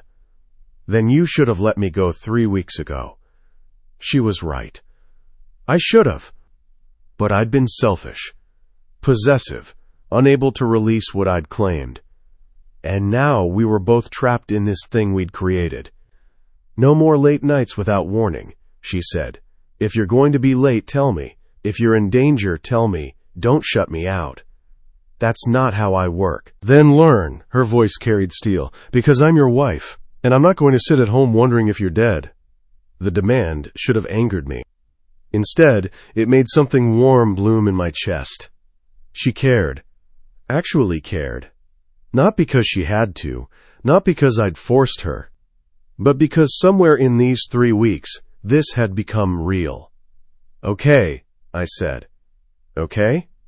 I'll tell you, when I can, as much as I can. I kissed her forehead. Fair? Fair.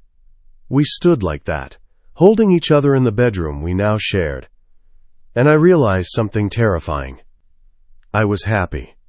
For the first time since 17, I was actually happy. Not satisfied, not successful, not in control. Happy. Because of her, Cora. The next morning brought unwelcome news. I was making coffee when my phone rang. Unknown number. I almost didn't answer. Hello? Cora Ashford? Female voice. Professional, unfamiliar. Cade, I corrected automatically. Cora Cade. Of course. My apologies. This is Detective Sarah Chen with the Boston Police Department. My blood went cold. How can I help you, Detective? I'd like to speak with you about an incident that occurred in October, a shooting you may have witnessed near Boston University. The murder. The one that had started everything. I didn't witness anything, I said carefully. I've already given a statement. No, you haven't. There's no record of you speaking to any officers.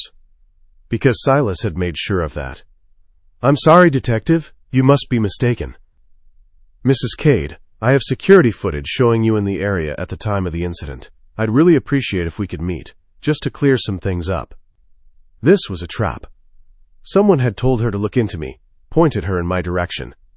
I need to check my schedule, I said. Can I call you back?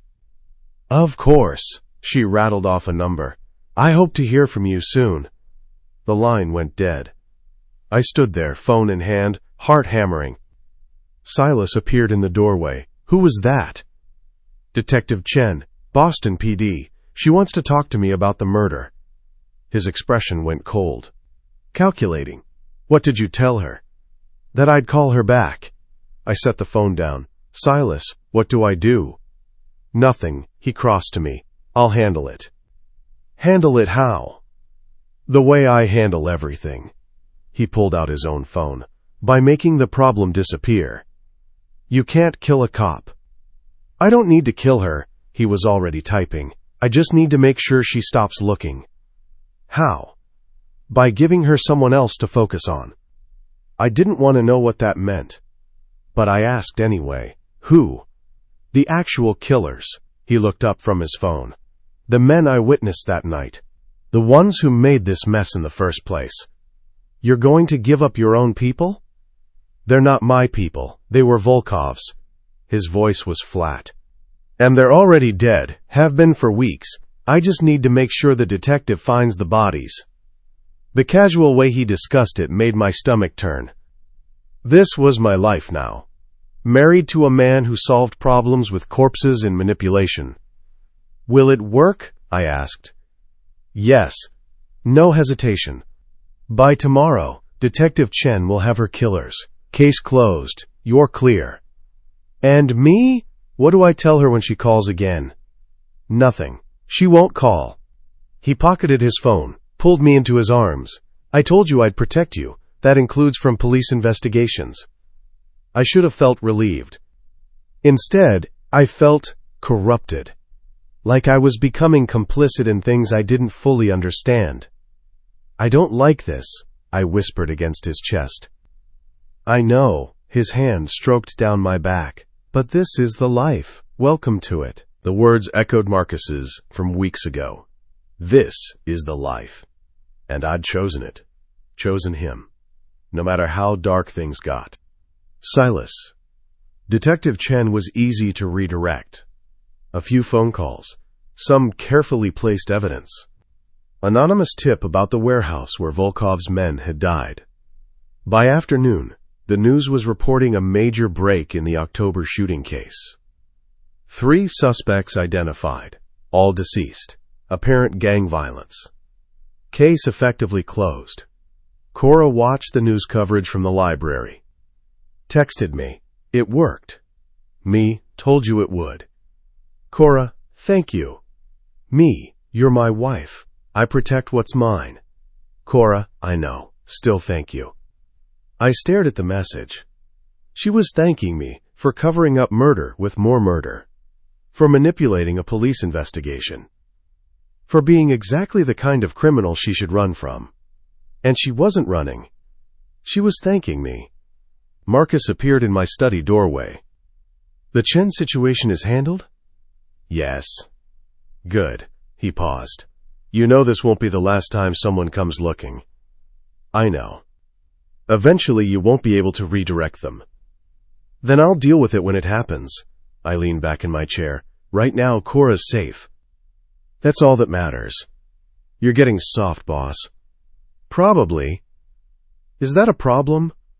I thought about Cora, about coming home to her. About the way she'd waited up last night despite my order not to. About the way she demanded I tell her when I'd be late. Like she had a right to know. Like I owed her that. And the thing was, I did. I owed her everything. Because she'd stayed. Despite knowing what I was. What I did. She'd stayed. No, I said finally. It's not a problem. Marcus nodded. For what it's worth, I think she's good for you. Yeah? Yeah. You smile more, drink less, kill less efficiently. I laughed. That last one's not a compliment. No, but it means you're thinking before you act, considering consequences, he shrugged. That's growth. Or weakness. Sometimes they're the same thing. He left. I sat there, thinking about his words. Was Cora making me weak? Maybe. But she was also making me more. More than just a weapon. More than just a survivor. More human. And for the first time in 17 years, I didn't hate that. Chapter 7. Cora. The call came at 2 in the afternoon. I was at the library cataloging a collection of Victorian poetry when my phone buzzed. Silas, come home, now. My stomach dropped. Me, what's wrong? Silas, not over text. Marcus is outside. I didn't argue. Didn't ask questions. Just grabbed my coat and headed for the exit. Dr. Whitmore caught me halfway to the door. Cora, everything all right? Family emergency. I lied smoothly, getting better at lying. I have to go. Marcus was idling at the curb. The moment I got in, he pulled away. What happened? I asked. Mr. Cade will explain. The professional distance in his voice told me everything I needed to know. Something bad. The brownstone was full of men when we arrived, suited, armed, standing in clusters throughout the first floor. I'd never seen this many of Silas's people in one place. He was in his study, standing by the window, back rigid, shoulders tight. Out, he said without turning around. The room cleared in seconds, leaving just us. Silas, we have a problem. He finally looked at me, and I saw something I'd never seen in his eyes before. Fear. What kind of problem? The kind that puts you in immediate danger. He crossed to me, took my shoulders. Someone in my organization has been feeding information to a rival family. They know about you, about our marriage, about where you work. Ice flooded my veins. Who? I'm working on it. His grip tightened. But until I find them, you're not safe. Nowhere is safe. Then what do we do? I send you away, out of the country, somewhere they can't reach you. No. His eyes flashed. Cora. I said no. I pulled away from his grip. I'm not running. Not from this. Not from you. This isn't about running. It's about survival. Then we survived together. I moved back to him, placed my hands on his chest. You told me once that I was yours, that you'd never let me go. So don't send me away because you're scared. I'm not scared. You are. I looked up at him. And that's okay. I'm terrified, but I'm not leaving you to handle this alone. He stared at me for a long moment, then pulled me against him. Hard. Like he could keep me safe through sheer force of will. I can't lose you, he said into my hair. I won't. Then don't give them the chance. Silas. The traitor was found 6 hours later. Thomas Reed, one of my senior lieutenants, 15 years of service. Bought by the Dimitrov family for $500,000 and a promise of territory. Marcus brought him to the warehouse in chains. The same warehouse where I'd killed Volkov. Full circle. Reed looked defiant when they threw him in the chair. Like he still thought he had cards to play. He was wrong. Do you know why you're here? I asked. Calm, controlled. Because you're paranoid, he spat. Seeing threats where there are none. No, I walked around him slowly. You're here because you sold information about my wife to the Dimitrovs. Information they're using to plan her kidnapping. His expression flickered, just for a second. Enough. I don't know what you're... Don't. I stopped in front of him. Don't insult me by lying. We have the bank transfers, the phone records, the surveillance footage of you meeting with their people. They threatened my family.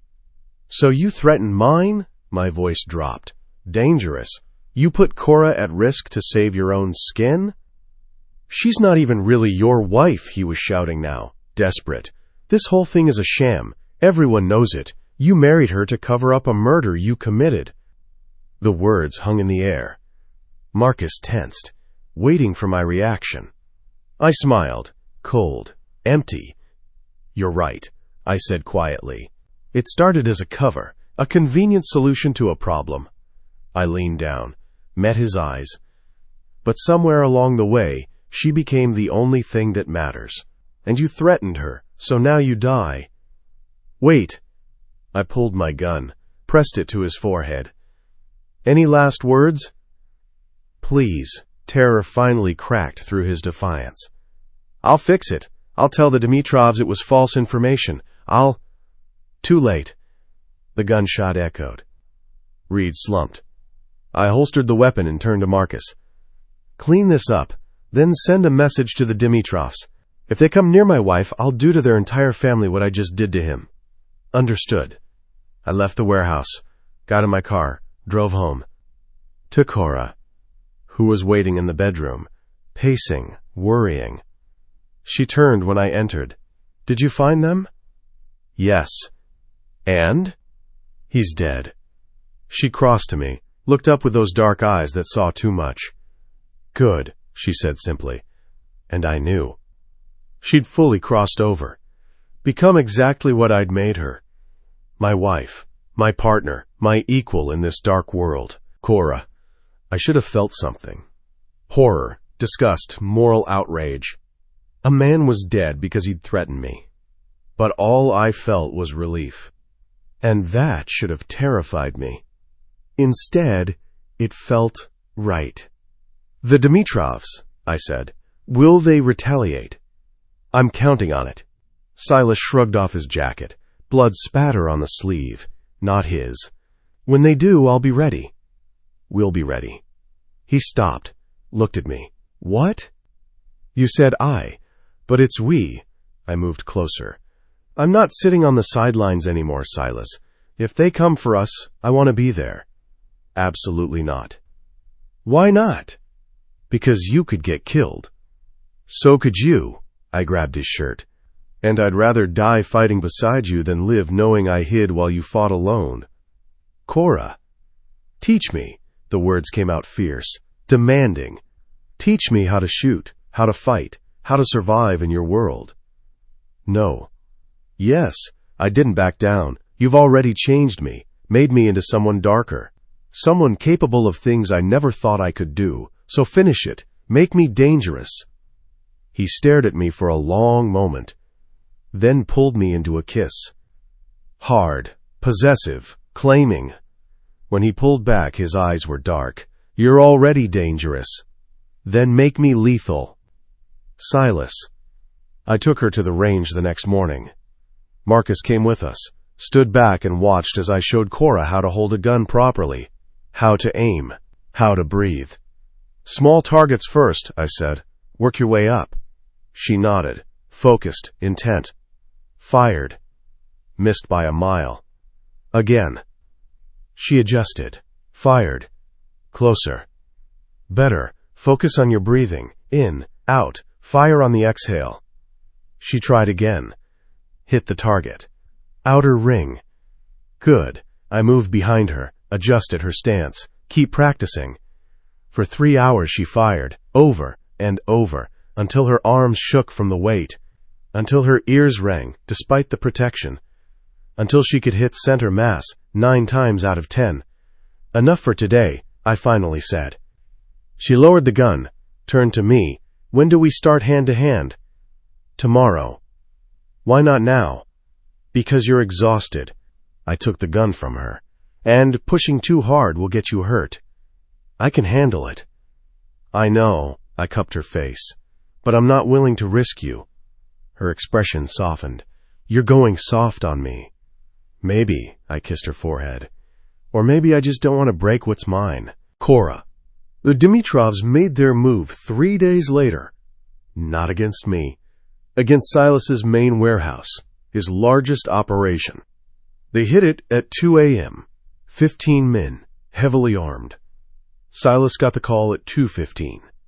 By 2:30, we were in the car heading toward the scene. "You should stay here," he said for the 10th time. "No." I checked the gun he'd given me. 9mm, loaded, safety on. "We've been over this." "Cora, I can shoot. You taught me. I'm not helpless." "I never said you were helpless." "Then stop treating me like I am."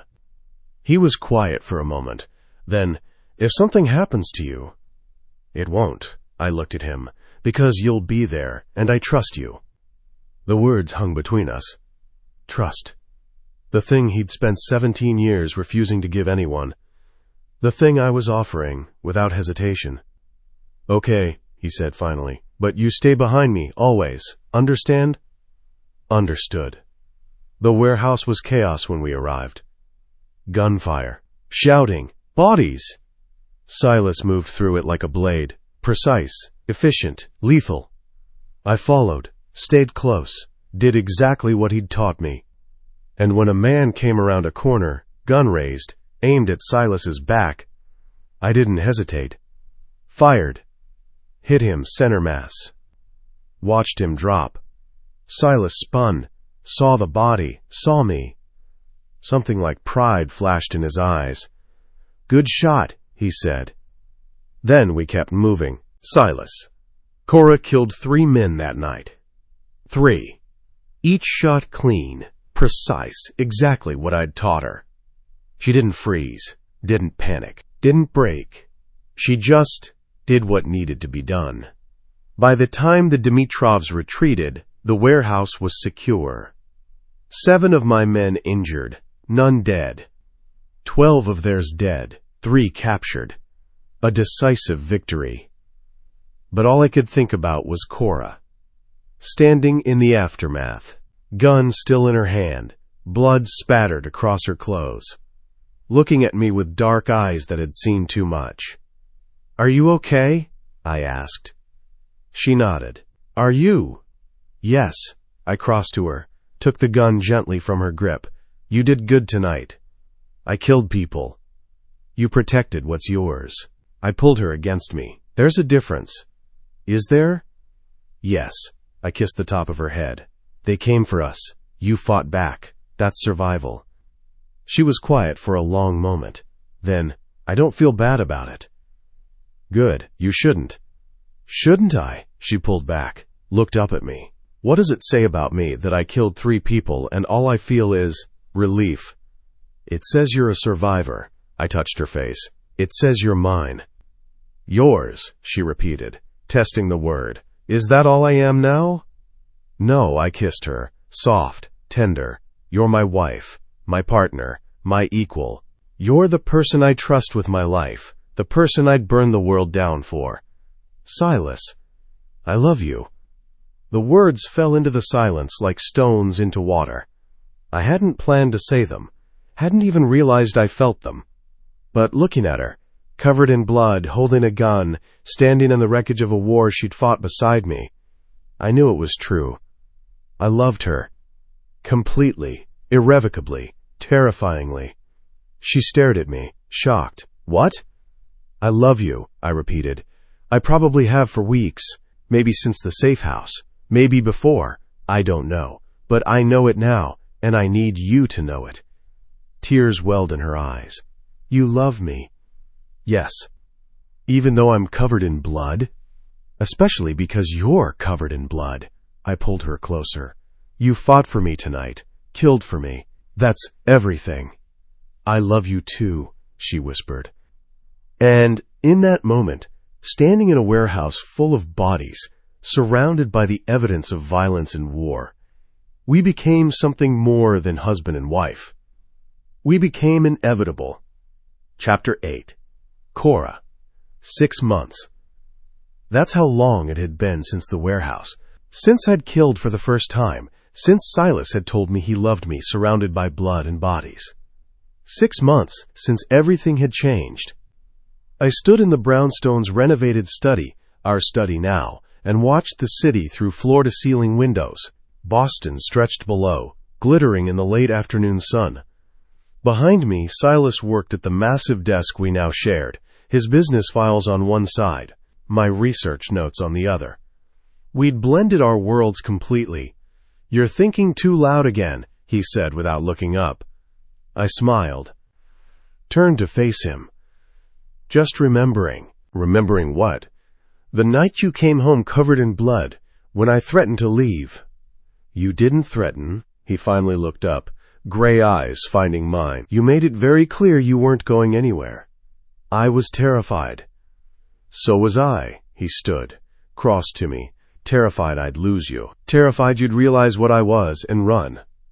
"I did realize what you were." I touched his face.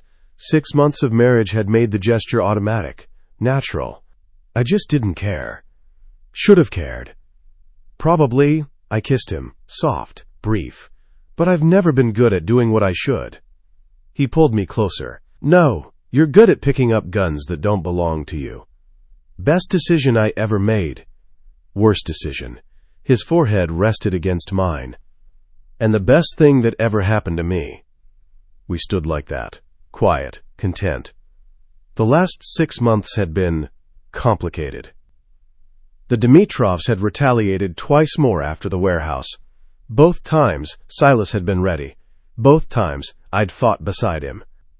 By the third attempt, word had spread. Silas Cade's wife wasn't just protected, she was dangerous in her own right. The attacks stopped. Now we existed in an uneasy peace. Silas's empire had consolidated, expanded, become untouchable. And I'd become exactly what he'd made me.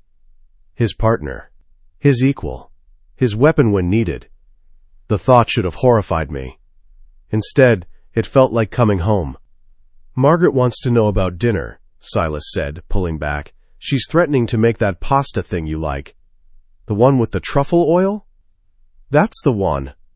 "Tell her yes, and tell her I love her." "She already knows." He kissed my forehead. "Everyone knows. You've charmed my entire staff." "Not everyone." I thought about the 2 men he'd had to let go last month. Security risks. "Some people still don't trust me. Some people are idiots." His voice carried an edge. "And they're no longer my concern." I knew what that meant. They weren't just fired, they were handled. Made to disappear. The old Cora would have asked questions, demanded details.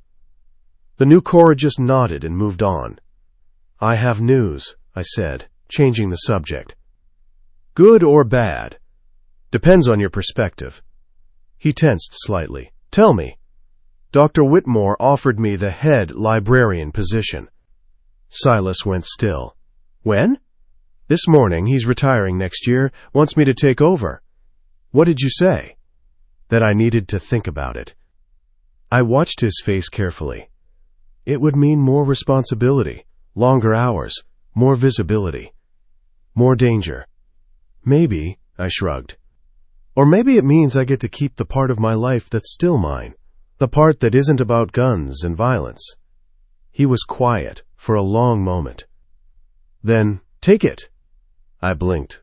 "What?" "Take the position." He cupped my face. "You need something that's yours. Something I didn't give you or force on you. Something you earned." "You're sure?" "No, honest. Raw. I hate the idea of you being exposed, of people knowing who you are and where to find you, but I also know you need this, need to be more than just my wife." Tears pricked my eyes. "Thank you." "Don't thank me." He kissed me, deep, possessive. "Just promise me you'll be careful, that you'll let Marcus drive you, that you'll tell me if anything feels wrong." "I promise." "Good." He released me, returned to the desk. "Now get out of here. I have 3 conference calls, and you're distracting me." I laughed, started for the door. Stopped. "Silas?" "Yeah?" "I love you." He looked up, smiled. That rare, genuine smile reserved only for me. I know. Now go read your books, Mrs. Cade. Let me handle the criminals. Silas. The conference calls took 4 hours. Negotiations with 3 different families, territory disputes, shipping routes, the usual business of running an empire. By the time I finished, it was dark outside.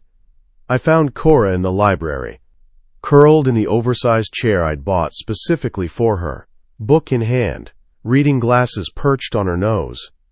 She looked up when I entered. Done? Done. I poured 2 glasses of whiskey, handed her one. How's the book? Boring.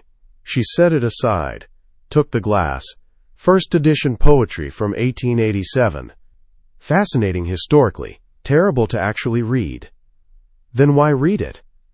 Because it's my job, she sipped, grimaced. This is awful. It's 50-year-old Scotch. It's still awful.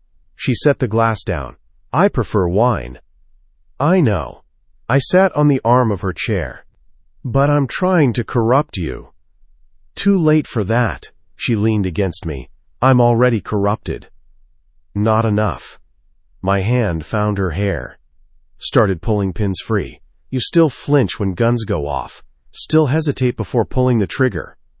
Is that bad? No. I kissed the top of her head. It's what keeps you human. And you? She looked up. Are you still human? The question was heavier than she probably intended. Was I? I'd spent 17 years building walls, becoming something cold and efficient and deadly. Then Cora had walked into my life and torn it all down. I don't know, I admitted, but I know I'm more human now than I was before you. That's not saying much. It's everything. We sat in comfortable silence, her reading, me watching her read. This was peace. This was what I'd fought for, killed for, destroyed everything to protect. My phone buzzed. Marcus, package delivered. Target neutralized. No complications. The last loose end from the Dimitrov situation. Finally handled. I deleted the message and pulled Cora closer. Everything okay? She asked. Perfect. And for the first time in 17 years, I meant it. Cora. 1 year. We'd been married 1 year when Silas suggested we leave Boston. Not permanently, just for a while. Where would we go, I asked. We were in bed, late night, neither of us sleeping. Anywhere, his fingers traced patterns on my shoulder. Italy, France, Japan, wherever you want. Why? Because I've spent my entire life in this city, building this empire, and I realized something. What? None of it matters if I can't share it with you. He rolled to face me. I want to see the world through your eyes. Want to watch you experience things I've only seen as business opportunities. That's very romantic for a criminal. I have my moments. I thought about it. What about your business? Marcus can handle it. He's been begging for more responsibility anyway. And if something goes wrong, then we come back. Simple, easy. But I think we've earned a break, don't you? I did. We'd spent a year fighting, building, surviving. Maybe it was time to just live. Okay, I said. Okay? Yes, let's do it. Let's leave. The smile that crossed his face was worth everything. Silas. We left 3 weeks later. Started in Paris. Spent 2 weeks wandering museums and cafes. Cora dragged me to every art gallery in the city, made me stand in front of paintings and actually look at them. What do you see? She'd ask. Paint. Silas. Fine. I see meaning, intention, someone's soul put on canvas. Better. From Paris we went to Rome, then Florence, then Venice. Cora came alive in Italy, the art, the history, the culture. I came alive watching her. In all my years of travel, all the cities I'd visited for business, I'd never actually seen them. Not really. But through Cora's eyes, everything was new. I could live here, she said one night in Venice. We were on a balcony overlooking the canal, stars above, wine in hand. Then we'll live here. I'm serious. So am I. I pulled her against me. I'll buy us a villa. We'll split time between here and Boston. Whatever you want. You can't just uproot your entire life. Watch me. She laughed, but I could see her considering it. The idea of a life that wasn't just survival. A life that was actually living. Cora. We stayed in Europe for 3 months. By the time we returned to Boston, something had shifted. We were still dangerous, still part of that dark world. But we'd found balance, peace, home. The brownstone felt different when we walked through the door, lighter somehow. Margaret greeted us with tears and hugs. Marcus gave a stoic nod, but I saw the relief in his eyes. Everything was exactly as we'd left it. And yet nothing was the same. That night, lying in our bed, Silas pulled me close. "Thank you," he said. "For what?" "For picking up that gun. For staying. For loving me despite everything I am." "Despite?" I turned to face him. "I don't love you despite what you are. I love you because of it. All of it. The darkness and the danger and the terrible, beautiful chaos." "You're insane." "Probably," I kissed him, "but I'm yours." "Mine," he agreed. And in that word was everything. Every promise, every vow, every moment that had brought us here. I'd walked into his world thinking I was trapped. Instead, I'd found freedom. The freedom to be exactly who I was meant to be. Dangerous, loved, alive. Mrs. Cora Cade. And I wouldn't change a single thing. Silas. 2 years after the wedding, I woke to find Cora's side of the bed empty. I found her in the study, staring out the window, hand pressed to her stomach. "What's wrong?" I asked.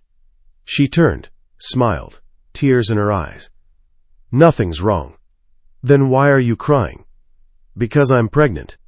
The world stopped, tilted, reformed. "You're sure?"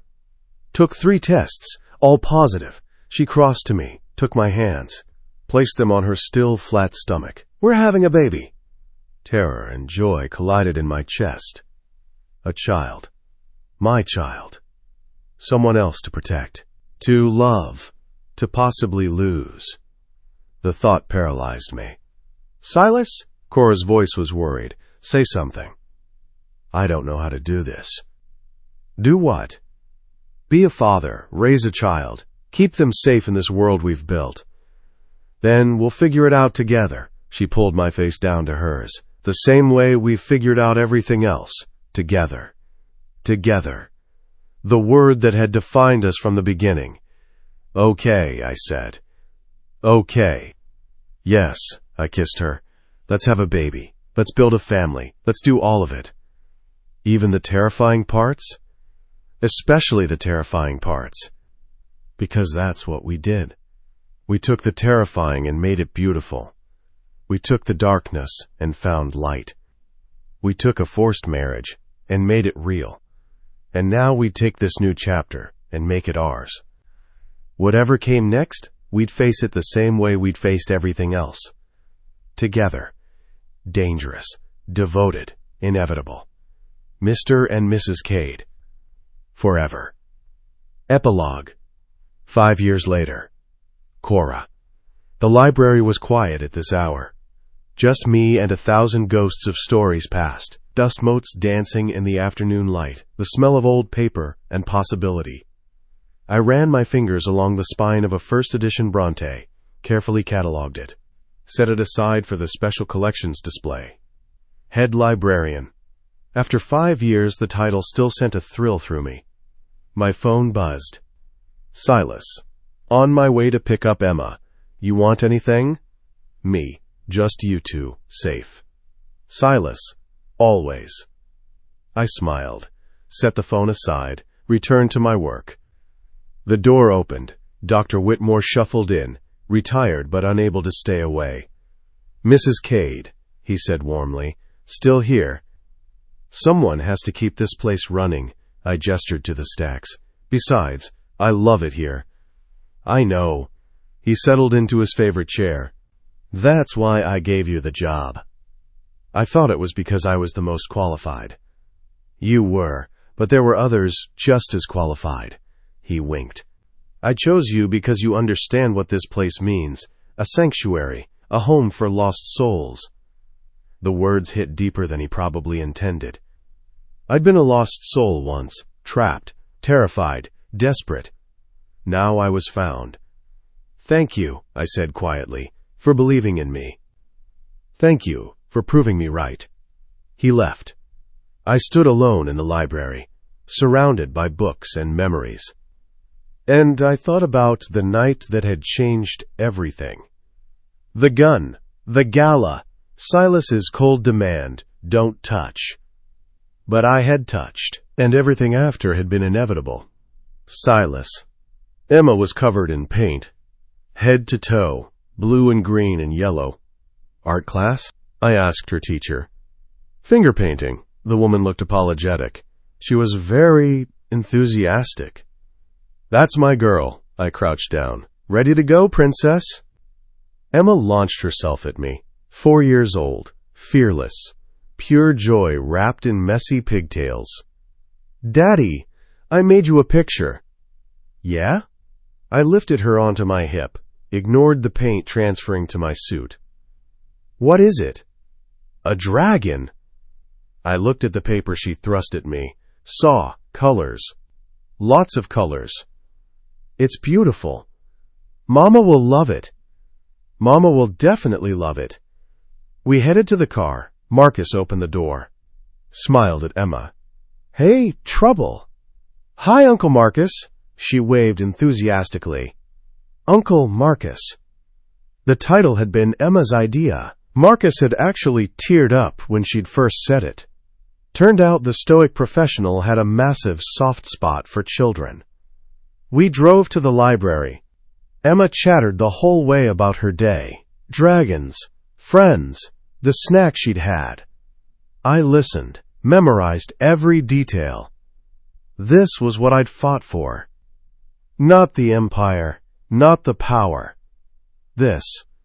My daughter, safe, happy, loved. Cora. I saw them through the window.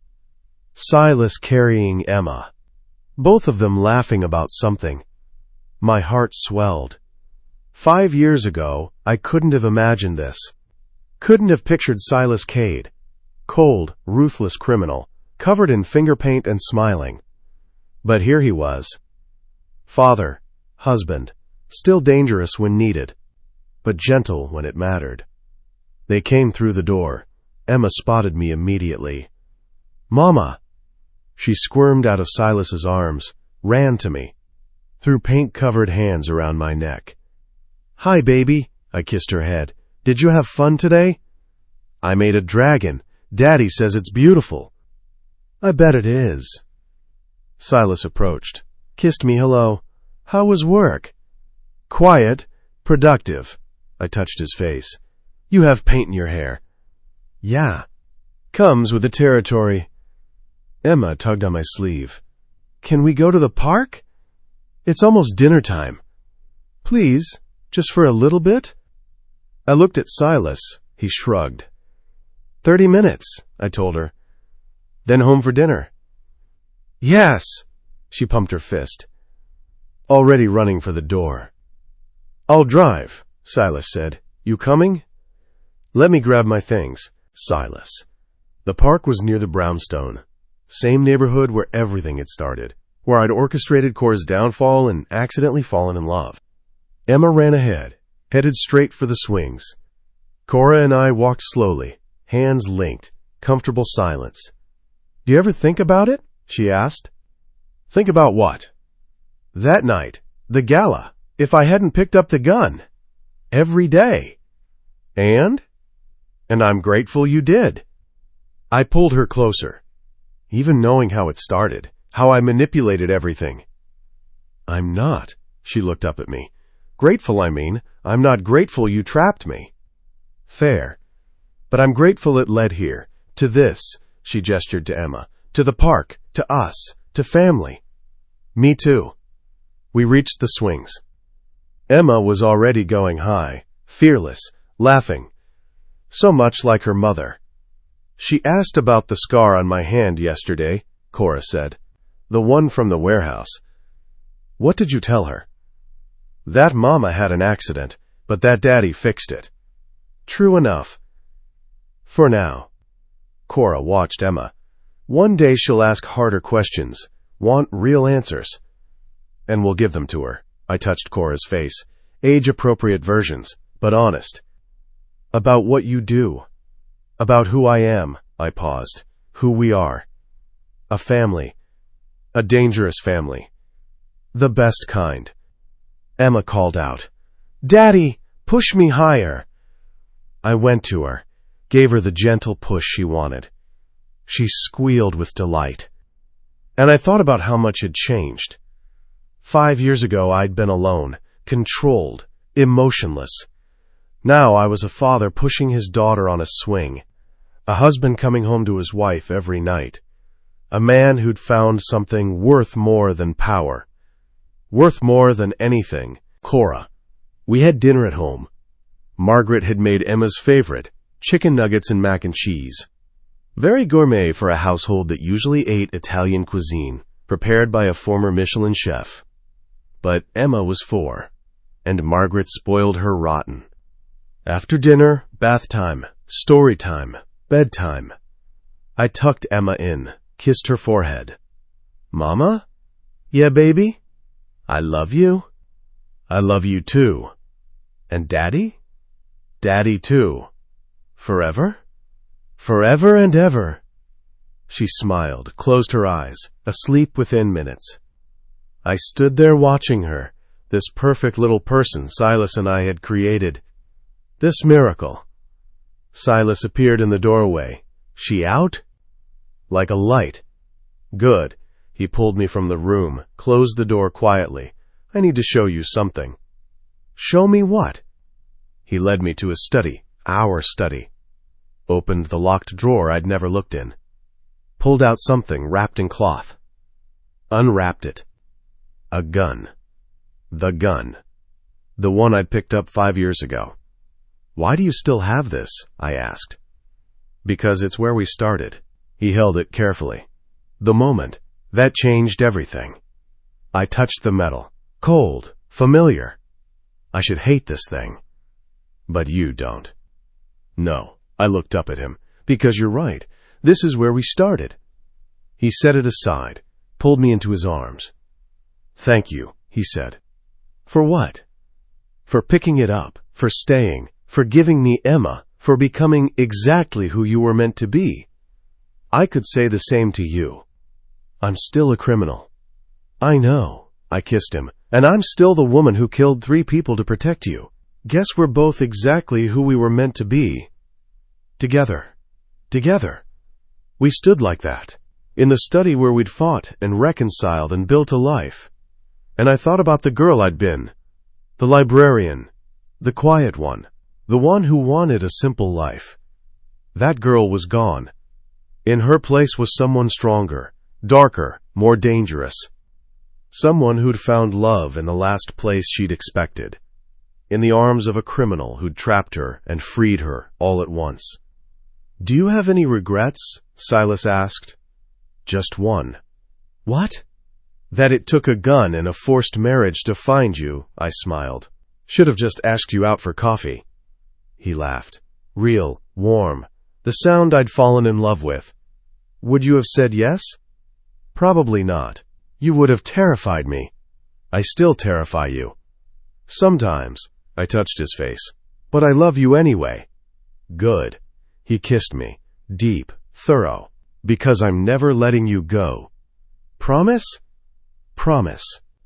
And in that moment, standing in our study, our daughter asleep upstairs, our life built on blood and violence and impossible love, I believed him. We were inevitable. From the moment I'd touched that gun, from the moment he'd said my name, from the moment we'd stopped fighting the pull between us and surrendered to it completely, this was always where we'd end up, bound by gunpowder, bound by choice, bound by love, forever. The end.